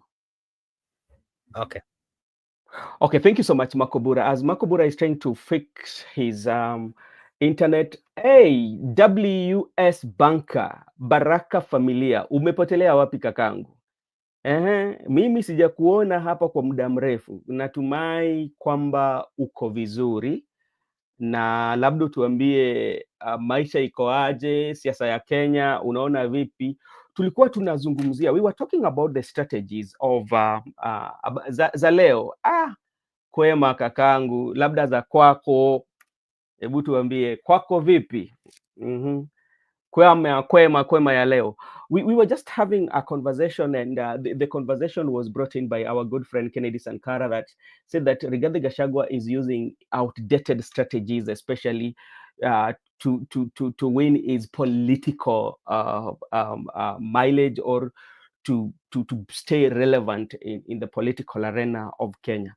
But like we are asking, what are those strategies that are all that is using? And Sankara gave a situation whereby a strategy of when he was in the United States. I think that was what you are referring to, and what Raila had done. Kenneth Matiba did it, and like. But to me, I feel that he's using this. There's nothing new strategies that, if you look at in the political atmosphere, that he's using that the other politician has not used. Because like one, he will have to employ a lot of money. Transactional politics, that has always been our strategy. That was always the strategy of our politics. The buyouts, whereby you tend to buy out, um, especially when there's a problem, or when you want your political to be smooth, or you want to get influence. The political of transaction that is there is not new in the political arena. We are talking about the politics of regionalism, where you consolidate your region. And he's the best somebody who experienced how to consolidate, or to have a negotiating power. Because remember, when they were coming into the Kenya Kwanza with himself, he said that they had a gentleman agreement with the president, and they did not sign any memoranda, as compared to other partners who came and the shares. But they had gentleman agreement because he said that he trusted the president, you know. And when his time for impeachment came, he did not have foot soldiers, especially to back him. So that's why he was left with few people to back him. So what did he learn? He learned one thing: for me to be at the table, that I have to consolidate. I have to have my political party to negotiate. Next time when I'm coming to the political arena or political field, I have to have something to bargain with. This is what I'm putting on the table. So Makobura, you're back. I hope now your internet is okay. As I was saying earlier, I was saying that okay, there is strategy, and the strategy that I'm seeing today, I don't see the difference. I don't think like even the broad-based government has come up with a new strategy in politics that Yeah, regarding and that is why you were saying that I believe that the political strategy that we are seeing Gachagua doing is this similar with yeah. what Raila did. And I was simply giving an example. Mm, Raila, he brought back almost the entire community, and of course convinced them to get a political party.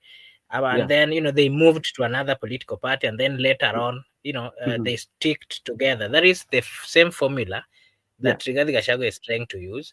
And Yeah. if you follow him keenly, Mm, is typically using the most, I can say almost 90 something percent yeah. of the strategies that the Raila used. But I think the difference now is, those days only few people really understood politics. Only few Mhm. people really wanted to involve themselves or to be part Of of that.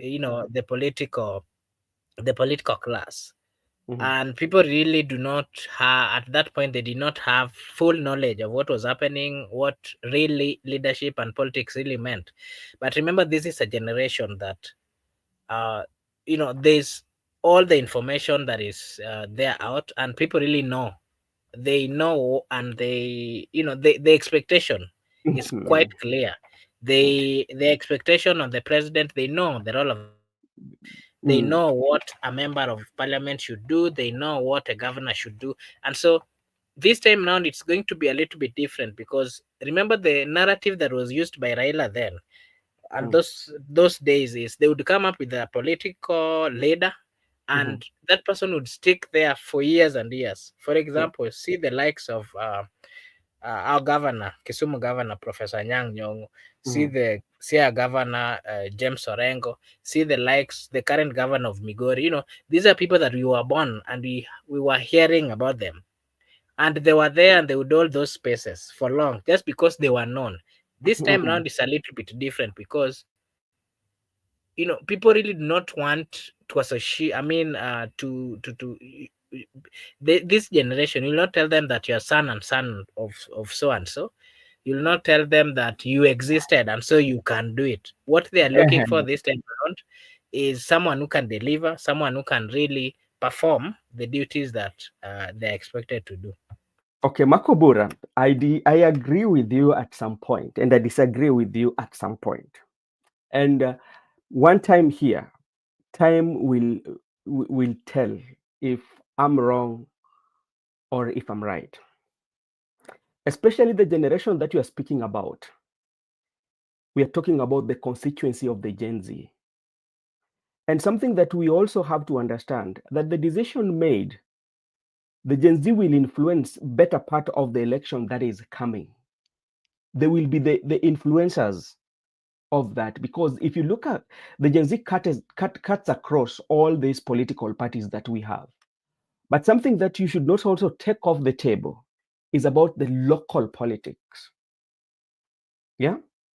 The reason why I'm telling you the local politics, when you look at the Gen Z who resides in Nairobi, the way they think and the way they look at politics, it's and the population that look at politics, it's quite much different with the local politics with a Gen Z who is maybe in the remote areas of the country.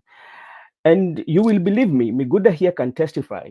When Miguda, when he attended the Naki ceremonial burial for the 26 members of that community in Yakach, there's something that Miguda told us when he was on the ground, you know, that the local politics, the local politics, even with all that what happened, the right honorable prime minister still has a bigger influence in the local politics. And there are quite a number of people who say that it's two term. So when you're speaking about this constituency, there are areas that they are very influential and there are areas that they are not. They will vote according to the local politics, on how the local politics vote, how the locals vote in those areas. And that is something that we have to agree. And even when you come to Mount Kenya or the central, the people who are the youths who are allowed to Rigathi Gachagua, if Rigathi Gachagua ran for presidency, they will vote for him. They will not put in consideration other things that his opponent are putting in place. And that is the reality that we have to agree. The quite a number, quite a chunk of the majority of that constituency you're speaking about will vote for Rigathi Gachagua. That constituency that you are speaking about will vote for President William Ruto. And that constituency that you're speaking about will also listen to the Right Honorable Prime Minister Raila Odinga. I don't think, and I'm not convinced beyond reasonable doubt, that they will make a unanimous decision that all their votes will go to one basket. No. But what I know, that they are going to influence the election that is coming. That is what I believe. Or what do you think? Okay, allow me to say this, and Mm, I've always said it here. This is the most unpredictable generation, and if there is any politician mhm. who really thinks that they are going to get a direct support from the young people, then I can tell you here that it's not going to be easy. Personally, if you ask me today if I have someone in mind that I'm going to vote for in 2022 Yeah, presidential, I mean 2027 presidential election, I can yeah. tell you that, of course, I've seen quite a number of people coming out to declare or to say that they are interested in this particular seat. But one Mhm, thing I can tell you is that at when I'm not really interested now, mm, and I might not really associate myself with any politician. yeah. But I can tell you, deep down, back in my mind, I know very well the problems that we have in the Republic of Kenya. I know very well the challenges we've gone through. I understand the kind of political leaders that we have.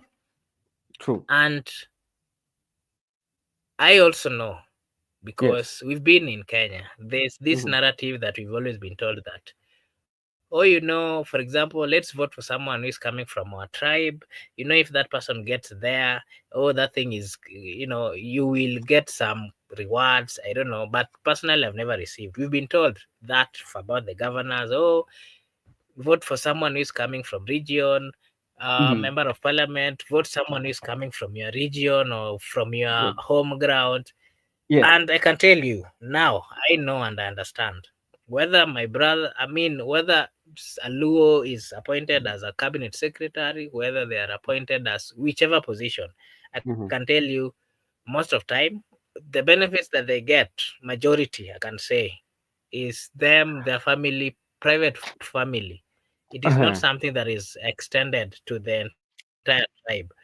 So, And out of okay. that conviction, I can assure you and I Mm, can tell you that at my age and with the exposure I have, somebody cannot come to me and tell me that I vote for so and so because they're coming from my tribe.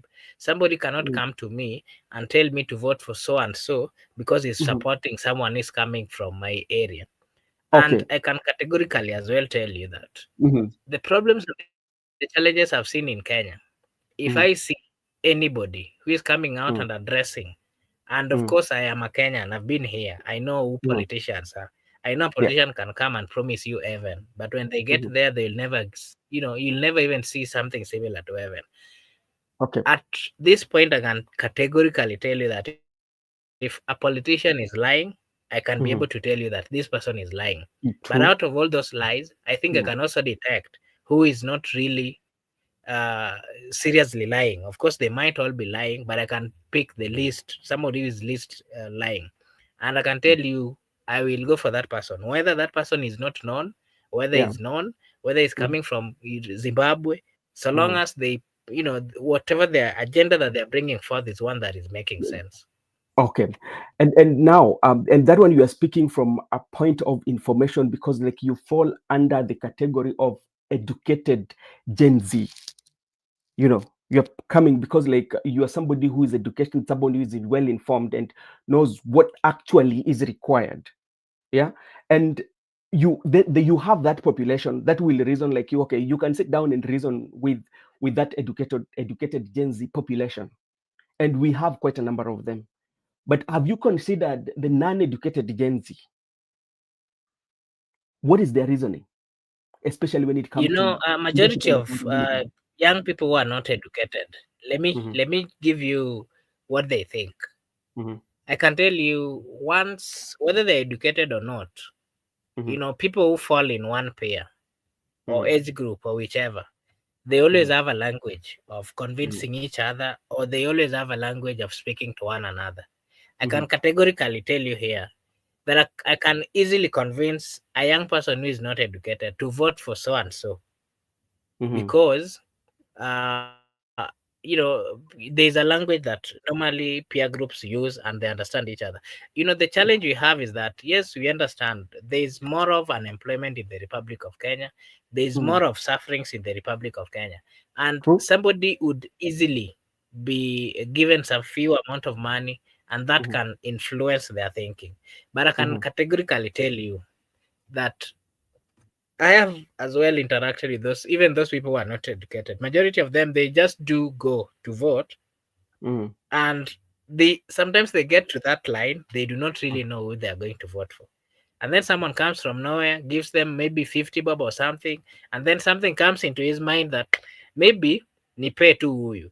But I want to tell you that with the kind of problems, remember, if I am a Gen Z and I have a friend who is a Gen Z, for example, if, Mm-hmm. for example, I'm educated and, for example, they're not educated, I will normally, the thinking would be that maybe this brother of mine, if things goes well, this Mm-hmm. person might then assist me.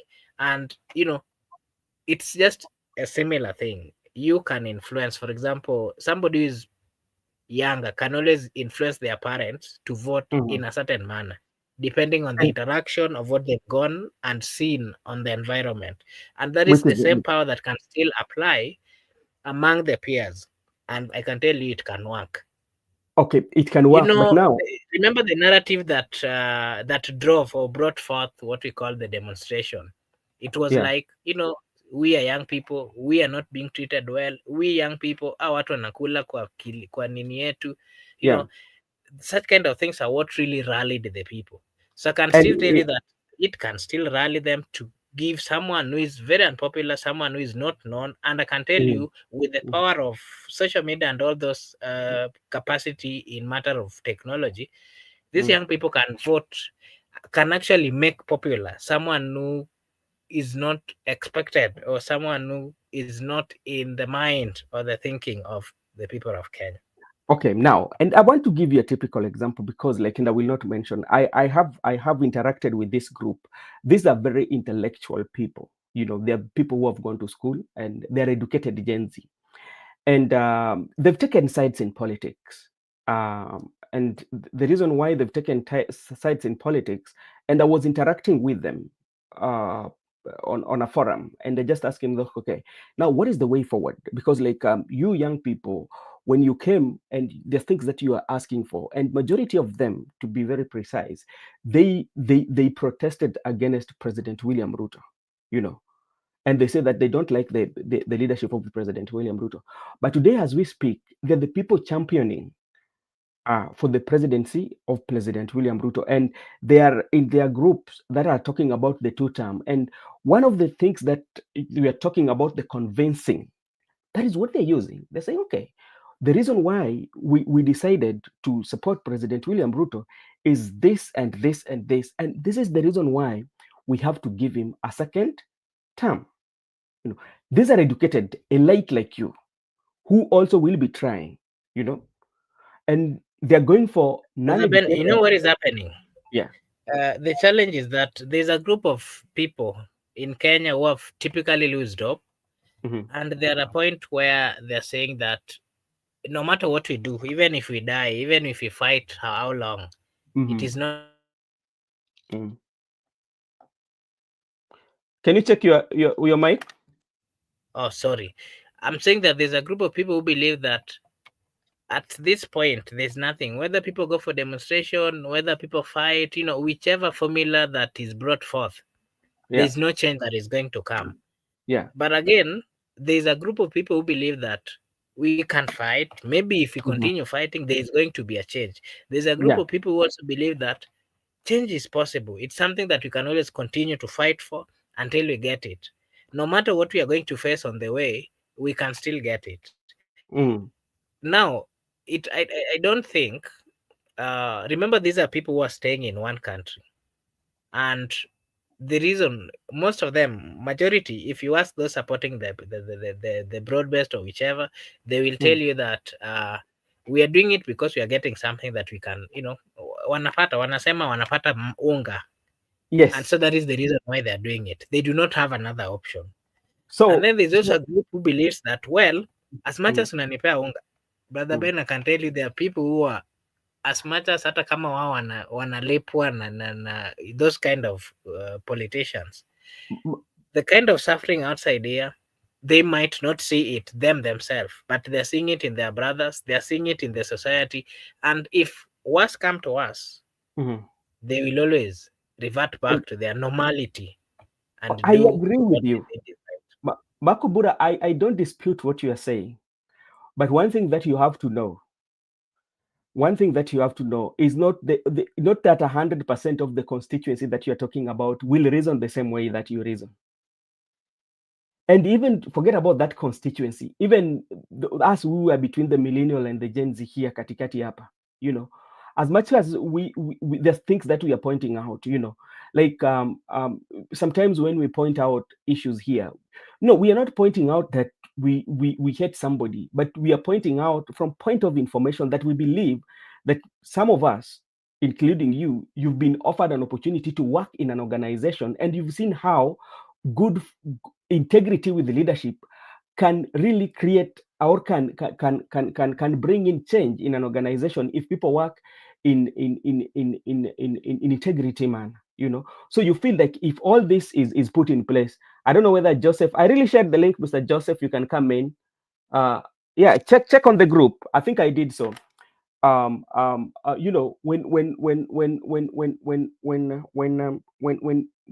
it is done in a right way, you think things are working. So we are coming from point of information, and also we are coming from a point whereby some of us maybe have been blessed to be employed and working and earning their money through what they are working at. So it becomes very difficult for a politician to come and tell you something that even you know that this is not working and this is not achievable.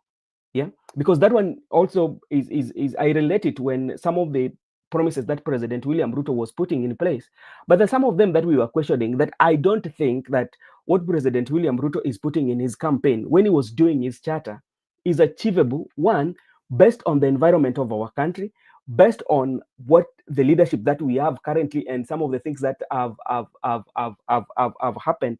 So those are some of the things that we were thinking of.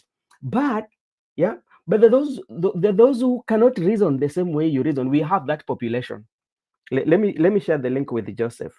We have that, or you can share if you have an opportunity.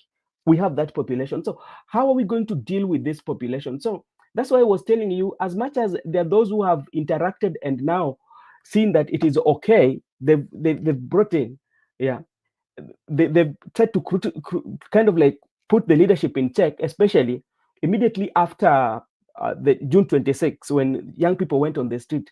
That was it gave an opportunity of young people to interact with the Constitution, because during that time, you find that in the TikTok, you could find young people who would take 1 minute and explain about the Constitution and how it's going to affect, and that's why, like, the intellect, those who are educated, I started to realize that we have the power.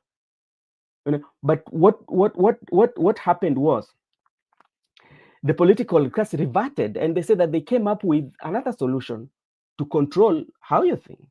So as much as I agree with what you are saying, Makobura, but the entire population, they will influence, but the majority of them will not vote with the others and say that we are going to vote this person because he has done this. And you will be surprised. Even Sakaja will be on the ballot next general election, but you will find still young people voting for him.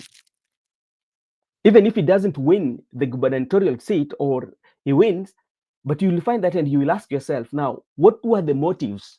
What were the drivers to the ballot box? That is what you have to look at. Hey, Mr. Joseph, how are you doing, my brother?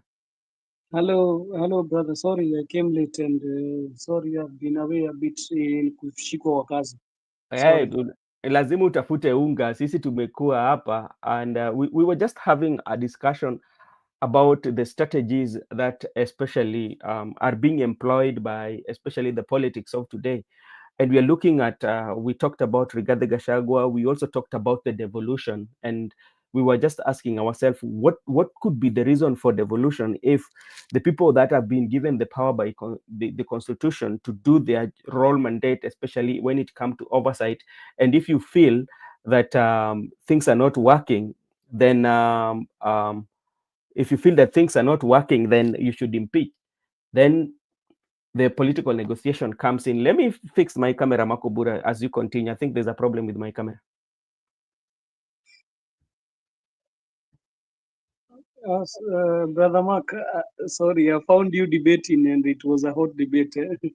Yeah, what Yes. Brother Benson is telling you is true. You'll find still young people voting for these leaders. You'll find. I know even some of them, they are my friends. I know a friend of mine who we are working together. He's in the camp of Sakaja, and I know him very well. He's my friend, personal friend, and he has Mbogi. What do you call it, Mbogi? He has a Mbogi. So I think we are still going to vote. So nothing has changed in the jungle. Nothing is changing in the jungle, brother man. So I found that as a very heated topic you are talking about here, and let me say what Brother Benson has asked me. Uh, I don't think where we have reached. I don't think that any of the elected members can help us, Brother Mark. No elected members will help us. What we'll do, we are just going to help ourselves during the voting of the ballot. There is where we can help ourselves. So uh, for us entrusting ourselves in these MCAs and MPs and senators, let us not put our faith in these guys. They have let us down. That you can bring a motion. You know, they brought a motion of impeachment, and there was reasons they had brought the motion, and they said it clearly. So what happened overnight? That are those things were those things changed, or what happened? Were they fixed during overnight, or is because they were called by the so-called leaders and told that they are supposed to save the governor? So I see, that's why I say it's hypocritical. Somebody coming and telling us that we are supposed to support the devolution. Then, in the other hand, he's saying that a governor cannot be removed because he has become incompetent. What is that if it's not hypocrisy? So, most of these leaders, don't trust them, Brother Mark. They have become hypocrites, and I cannot trust any of them. They have become hypocrites, and they don't talk, they don't do as they talk.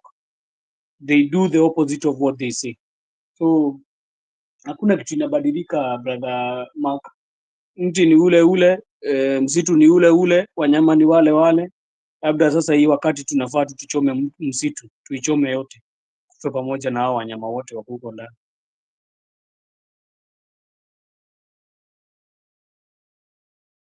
Okay, maybe you can give us your take on why you think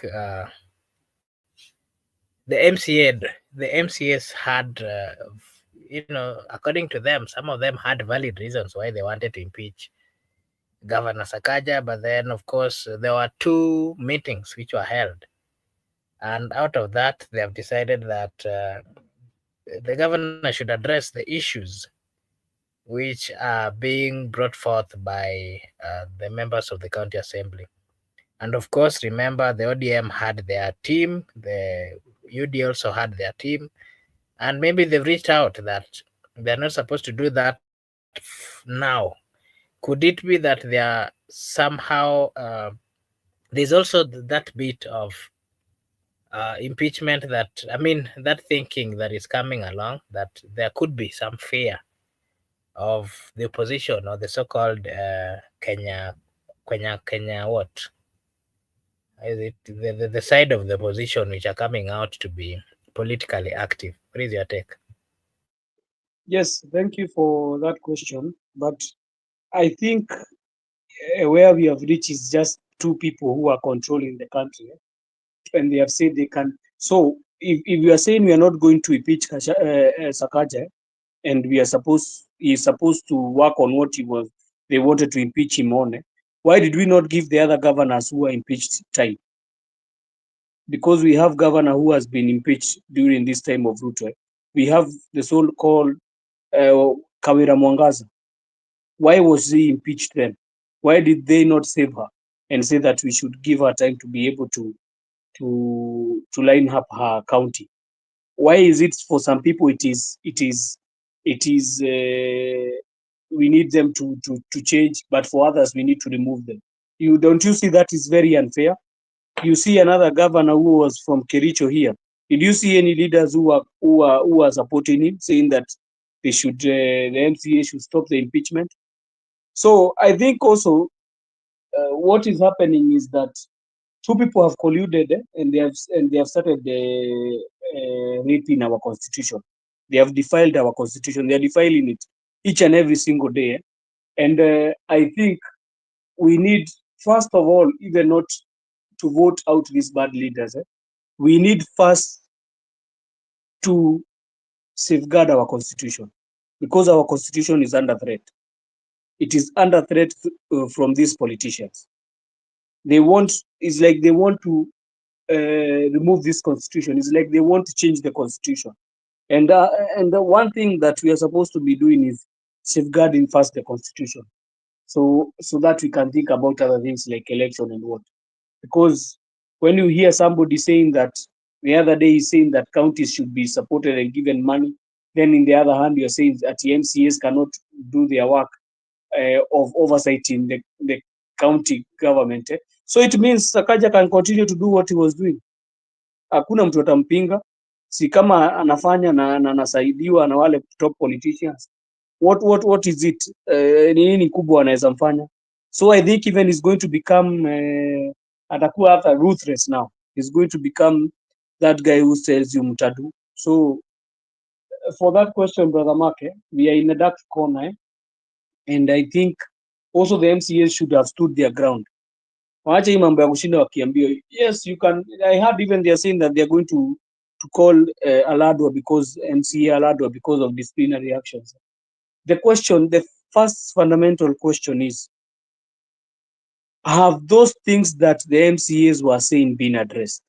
Have you heard anybody addressing them? Or they were just told that he should start doing this and this? I heard there was roads which are not being built in Nairobi County. They are full of potholes and what. I heard there is hospitals which are not functioning well. I heard so many things that were brought by these MCAs, and I wondered. So now we are in the clear after two people who have just spoken and said that they should try to talk with the governor. So we are okay now, and everything is normal, and we should start laughing. And brother, if there is a county that has been left behind in all this 2022 to 2027 what do we call it, this dispensation, it is Nairobi County. Nairobi County is going through hell, brother. Live the way you see them doing the PR in Nairobi, others sijui akina Musila, they're doing the PR, and they are putting cabros, brother. When you go to the inroads of Nairobi, I come from Dagoretti, brother, and Dagoretti South. I am always in a forum that is called Dagoretti South Forum. Do you know, I see the pictures of how the devastation of the roads are, that even people are putting stones because of sewage which is running, and roads which are impassable. People are trying even to build the roads for themselves. And you say that is the county which is the capital city, brother. That is the capital city of a country. And people are still putting stones. People are still even not having good health care. I don't know if you have seen the dam site that has become of Kawangware North. Not Kawangware, Dagoretti North. I don't know if you have seen the dam site. Even tourists are coming to check at it. Some of the tourists, when they are passing, they can show you in the videos. I always watch those videos. So I wonder, so this guy all of a sudden now he has become an angel or what? Or he's working he has just landed in Kenya and does not know what is happening in Nairobi County. It's such a shame that we have come to this, that a whole county, two people can hold a hostage for a whole county because of their personal interest. It's very shocking and it's very alarming. But let me tell you, they can do all they want, but at the final say, the citizens of Nairobi, the county residents of Nairobi, they are going to have their say. They are going to have their way. You can have the say right now. They always say the majority have their way, but the minority have their say. Right now, the minority is having their say, but I believe one day the majority will have their way.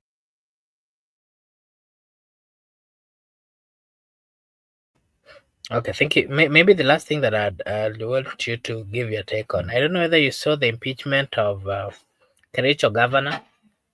And my question to you is, if you watched the entire thing, or if you had the opportunity to get to know what was happening, and the MCAs came with what they thought were warranted the removal of Governor Mutai, and then at the Senate, it was saved. The question I'm asking you is, if you watch, the clips or the session when the lawyers were interrogating, did you really see it was worth impeaching the governor? And do you really think the Senate saved him wrongly, or they were okay?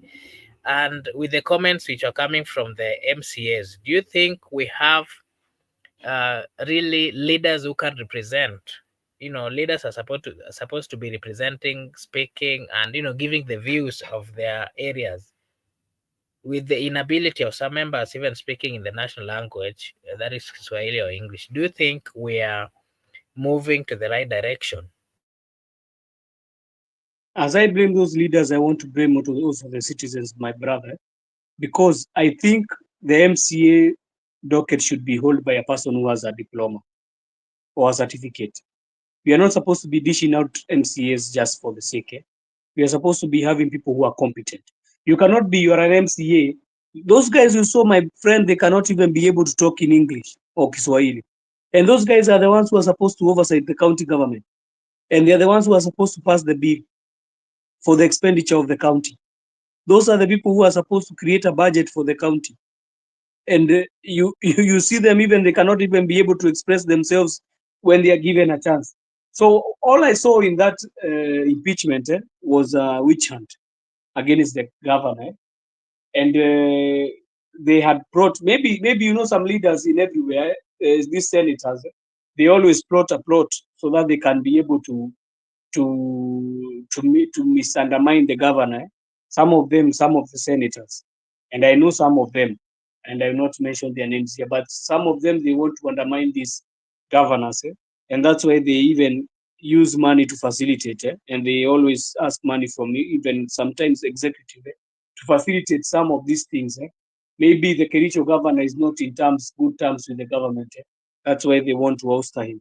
And let me tell you, my brother, uh, anytime that somebody is not justifiably uh, handled, or the trial is not unjustifiable, God is going to fight for that person. He fought for the Kericho governor, and the Kericho governor is under the has just. But I know those MCAs, brother. If you see some of them with the illiteracy they have, I know they are going to bring still another impeachment. That is what they are going to do, and it's so shocking that a whole MCA cannot be able cannot be able to express him or herself in the in a national in a national event, because it was broadcasting the TVs, in a national event, that he cannot even be able to address him or herself. Is so shocking, and I don't know what laws they pass in the Kericho County, or how they pass the budget for the county, but it's so saddening that you can see that from a whole county, that people cannot even be able to express themselves. But for what I saw, the lady who was being asked questions, she does not want to answer. You had someone saying about, I don't know, IT, and what they did, they were trying to cook them. That thing also is very shocking. That and also, before that, we saw the fight in Kericho County. I don't know if you saw that fight, the blows which happened in Kericho County. So it can show you the kind of leaders we have in counties, that even they don't have manners, they can fight in a county assembly. So I think we have problems. Not all counties. Some counties are using their heads, but some counties are lagging behind because of such leaders. And I also blame the citizens. We are supposed to vote in leaders who are going to be able. The work of an MCA is kuletea barabara as such. The work of an MCA ni kukuletea sheria ambazo zinaweza pendekezwa siweze kuleta hiyo funding ndio iweze kujenga hizo mabarabara, iweze kutengeneza hizo mahospitali, iweze kuweka dawa. The whole work of an MCA is to oversight the county, to tell the governor tumekupatia hii pesa lakini tunafaa tukuangalie kile unafaa kufanya. So that is the first thing that you should know in your mind before you go to vote. That is the work of an MCA. Before you think about barabara and the first work of an MCA, it is to go to oversight. That goes also for the MPs. We vote for MPs because they came, they do cabros and what. I saw another one even talking and saying that those videos that we have been shown about the those guys from Jubaland, that it is not true. I wondered, is this guy even serious? Can a whole governor come to lie to us that there is militia who are in Mandera and you come and tell us there is no militia? So it means wewe hata ujui mambo ya Mandera, you don't even stay there. You are a member of parliament from a place near the Nairobi County, and you are coming to tell us that ati hakuna kitu kama hiyo. How do you know that? You have not been there. You should shut up and don't give us your crap, because that's why I'm telling you, brother, before we think of anything else when you are going to election, and I think people have learned. I think this is a good learning wake up call, brother Mark. Sijui kama umesoma, mimi nimesoma sana na hawa leaders tumeweka. People should focus. People should focus on the people you're putting in power. The people you're putting in power, first members of parliament, you should focus very serious, because members of parliament, they are the ones who can bring a country to downfall. You can see what they are doing, brother Mark. They have brought our country to a downfall. You saw they went there and they started crapping for Adani. Adani was coming to take our airport, brother, for 30 years. And after that, he'd control the airport till lifetime. And after it was told that after the president saying Adani imetolewa hiyo kitu imeangushwa, they start crapping. What kind of leaders do we have? They come and say that the finance bill is okay. Then after the president drops it, they start kupiga makofi. What kind of leaders do we have? They don't have even moral standing. That's why I'm telling you, when you go to vote, usipigie mtu juu anakuja kutengenezea barabara, brother, na ajui hata express himself, ajui mambo ya oversight, ajui vile inamaanisha. Wewe umeenda tu kimbilia tu leaders hivyo. You should know what you are doing. The work of a member of parliament, the work of an MCA, the work of a senator is first to oversight. The Senate is supposed to oversight the county government. The MCA is supposed to oversight the governors who are there in the county. And the work of members of parliament is to oversight the executive and to give us laws that are going to enable us to have a free place where we can do our businesses, a free place where we can thrive. But when we don't think about that first, and we think about barabara na shule, and we don't have people who are competent to make for us good laws, we are done as person.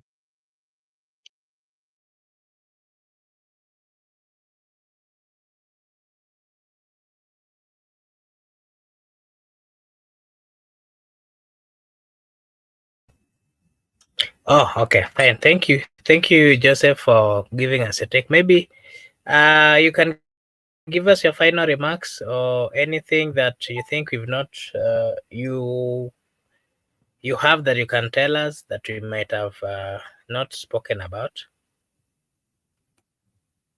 Yeah, Douglas hapo anauliza maswali zingine, sijui anauliza maswali zinakaaje. So ameniuliza kama before I put my if that person who is putting the person who is incompetent in office. Yeah, he's definitely incompetent. Kama wewe ulienda Douglas, kama wewe ulienda ukavotia MC afikiri, you are incompetent. I'll call you incompetent. So when you go and put somebody who is incompetent, it means even you are not thinking, you're not using your bull what do we call it, Mark? Tunaitaga aje brain in the other kiotas Medulla language, oblongata. medulla oblongata. Yeah. So and I don't stay in Wajir, but I can tell you some of the things that are happening in the country, and they are not right. So that is what that is. That brother Mark, sorry for coming late. I want to thank all the viewers who are listening to us, and we are going to see as we go on, because now even I'm shocked if a whole governor can be given a through pass, and he has not been working, and people are still clapping there. So the country has really gone to the dogs, and I don't think we can save it. I was even shocked to hear the president saying that we are going to become the new Singapore. So I wondered, are we becoming the new Singapore? You know, Singapore, they first started to fight with corruption. If you cannot fight corruption, you cannot be the next Singapore. Stop lying to us. There is nothing like you being the next Singapore or Malaysia if they still routine, and using money from public coffers for your own personal interests. So it's a high time people notice these things, and they keep them in their mind. As we are going to vote, please use your brain. Please use your brain. Yes, people can be voted the wrong way, but there is a time for redemption, and redemption time is coming. It is remaining only 1 year next year. Only 2026 is remaining. 2027 will be in high gears now. So 2026 is the only year we are going to be seeing what will prevail through. So people should be calm, and they use their brains when we go to the next election. Vote for leaders who can impact your life and impact the society, not just voting for the sake. Thank you, Brother Mark. Okay, thank you. Thank you so much, Brother Joseph, for finding time to join us this evening. To our viewers, Douglas Kibogong, thank you so much. WS Banker, thank you so much. Uh, I saw uh, I saw a good friend, Kennedy Sankara, thank you so much. A good friend, Laban Misiani, was also here. Thank you so much. Brenda Obedi, Judith, and everyone who joined us this evening. We really appreciate. And I want to take this opportunity to wish you all a blessed night, a blessed morning, a blessed afternoon, a blessed evening from wherever you're watching us from. Thank you so much. We really appreciate you taking time to join us this evening. May God bless you. See you again tomorrow.